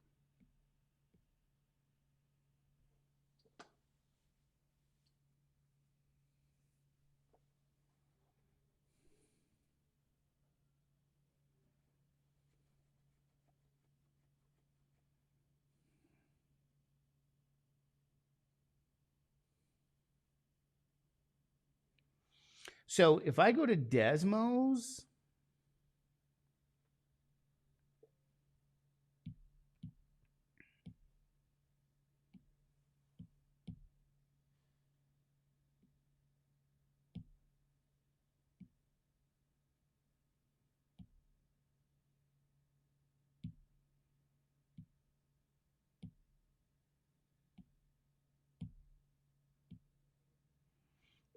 and I don't like the color. You guys know I don't like my curves red. Let's do it purple. Anyway. And what was that one? R squared we had was 4. Didn't we have this?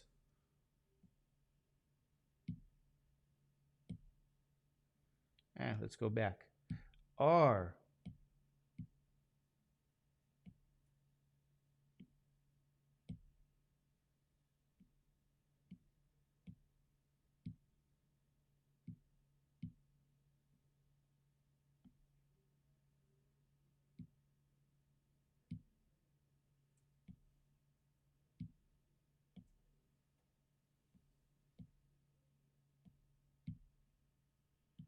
Forgot this. Oops. There we go. I remember.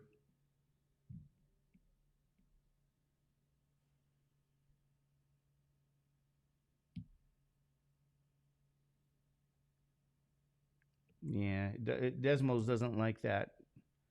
Desmos wants you to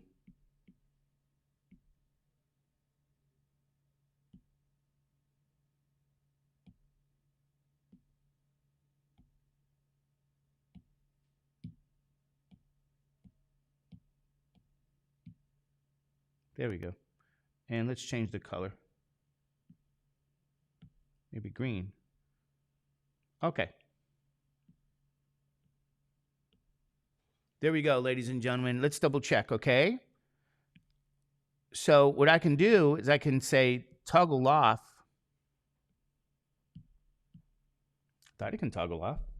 Oh, I'm done. Okay. Green, purple, green, purple, green. What's the point?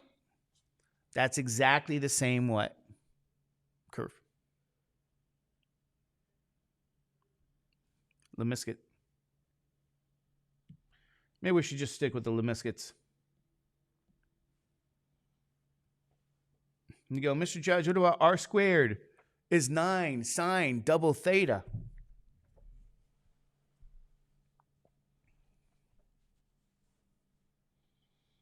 Well, the symmetry here is about the origin. Is that true? Anyway,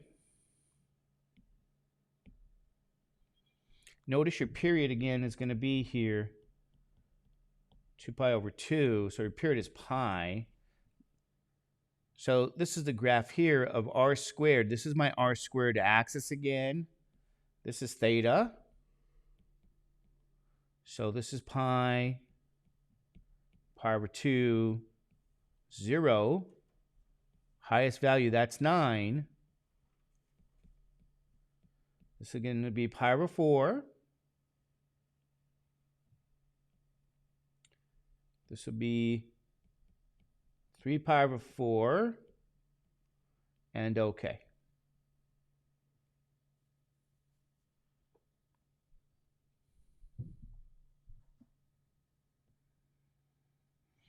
So again, I'm going to say this is pink. Don't forget these are R squared values. So if you say, how do we start this? This is R squared. Angle is 0. So at 0, my R squared is 0, by the way. So I can do that again. When theta is 0 degrees, we know R squared over there will be 0, which means R is 0. So this is the origin. This is the pole. This is where you start. That's the location 0, 0. Right? This is my lemniscate here. But now, as you go to 0 to what? Pi over 4, 90 degrees. R squared is 9 here. So I'm sorry, 0 to pi over 4, that's not 90 degrees. That's 45 degrees. So I have two values there. So when theta is pi over 4, okay, we're going to have R squared being what? 9. So what is R? Plus or minus square root of 9, R3. So you're going to have plus or minus 3 for R and 4. That's the location. Because these are R squared values. So you're going to have two things happening at once here in pink. So you're going to have to go from 0 to what? Sorry, trying to get this back on. Let's draw the ray. 0 to 45 degrees now. 0 to 45 degrees. 0 to 45 degrees, that ray. So you have actually two things happening here. Okay? From 0 to 45 degrees here, that radius is 345. But on the opposite side, 2, that's minus 3 pi over 4. So in pink, you got two things happening. Here and here again. That's the region 1 because R squared is two values here. Remember, this is all R squared values. There's two values, R squared, R squared. Choose green instead. Coming back now from pi over 4 to pi, getting back to 0 for a radius value. Sorry, pi over 4 to 90 degrees. So you're saying what happens now as you go from pi over 4 to 90 degrees? Pi over 4 to 90 degrees, where your radius goes back to 0 according to our graph. Pi over 4, pi. Pi over 4, pi. Pi over 4, pi. So I get back to 0 here, meaning here. But the other side is also happening. So you're going to have portion 2 here. Because you say, why? This is portion 2, and that's portion 1. Because these are all R squared values, and R squared has to be positive. So this picture really is telling you everything that's happening. The angles are going from 0 to pi over 4, and then pi over 2. Now, yet again, we don't care about this information. You say, why? Because R squared will be negative here, and we're not going to have negative radius values. I'm sorry. R squared is negative. We can have negative radius. We just can't have complex radius values. This will give us complex numbers. So that portion we don't even care about. So you say, what about this other portion? It's going to be the same exact thing. Pi, it'll be pink. And this will be green. Anyway, you're done. That's how you graph lemniscates. But you say R squared is 9 sine 2 theta. R squared is 9 sine 2 theta. What if they want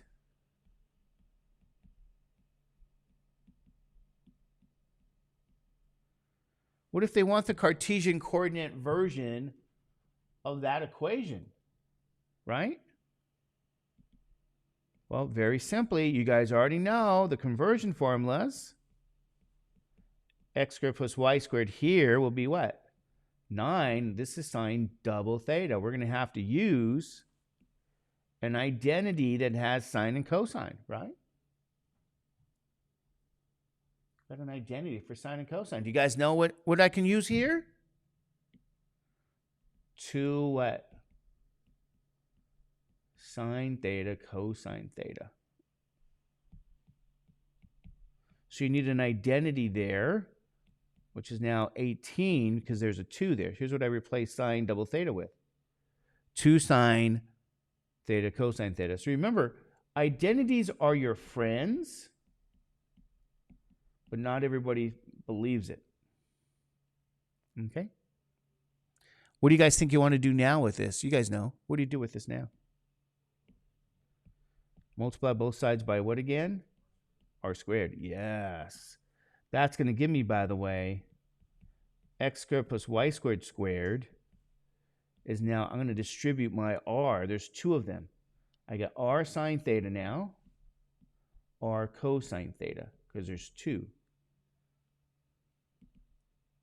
I believe this is green, and I believe this is orange. So this would be your y variable. This is your x variable. So ladies and gentlemen, here's your final answer. They want the Cartesian coordinate version. X squared plus y squared becomes really 18xy. It could be yx or it could be xy. And don't forget that was squared.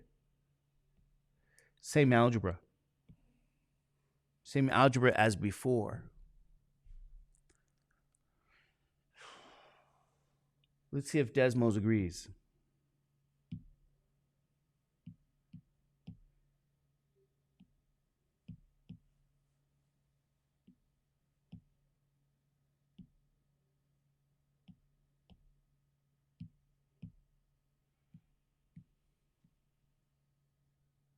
What do you think?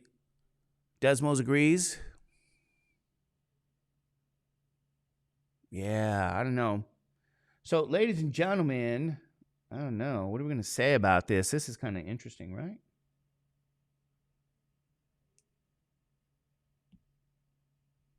That's the Cartesian coordinate version of this.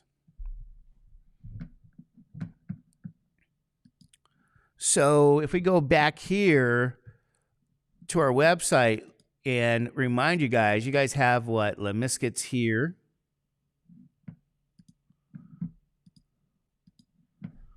So I can put that in the chat. You guys can look over some Lemniscats. Maybe you want to see how to graph the final 2.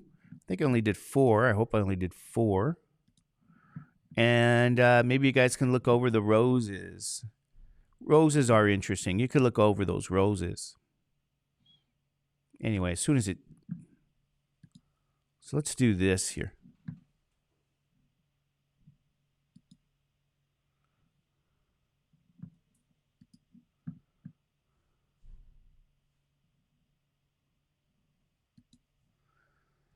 Yeah, we can call these the Lemniscats.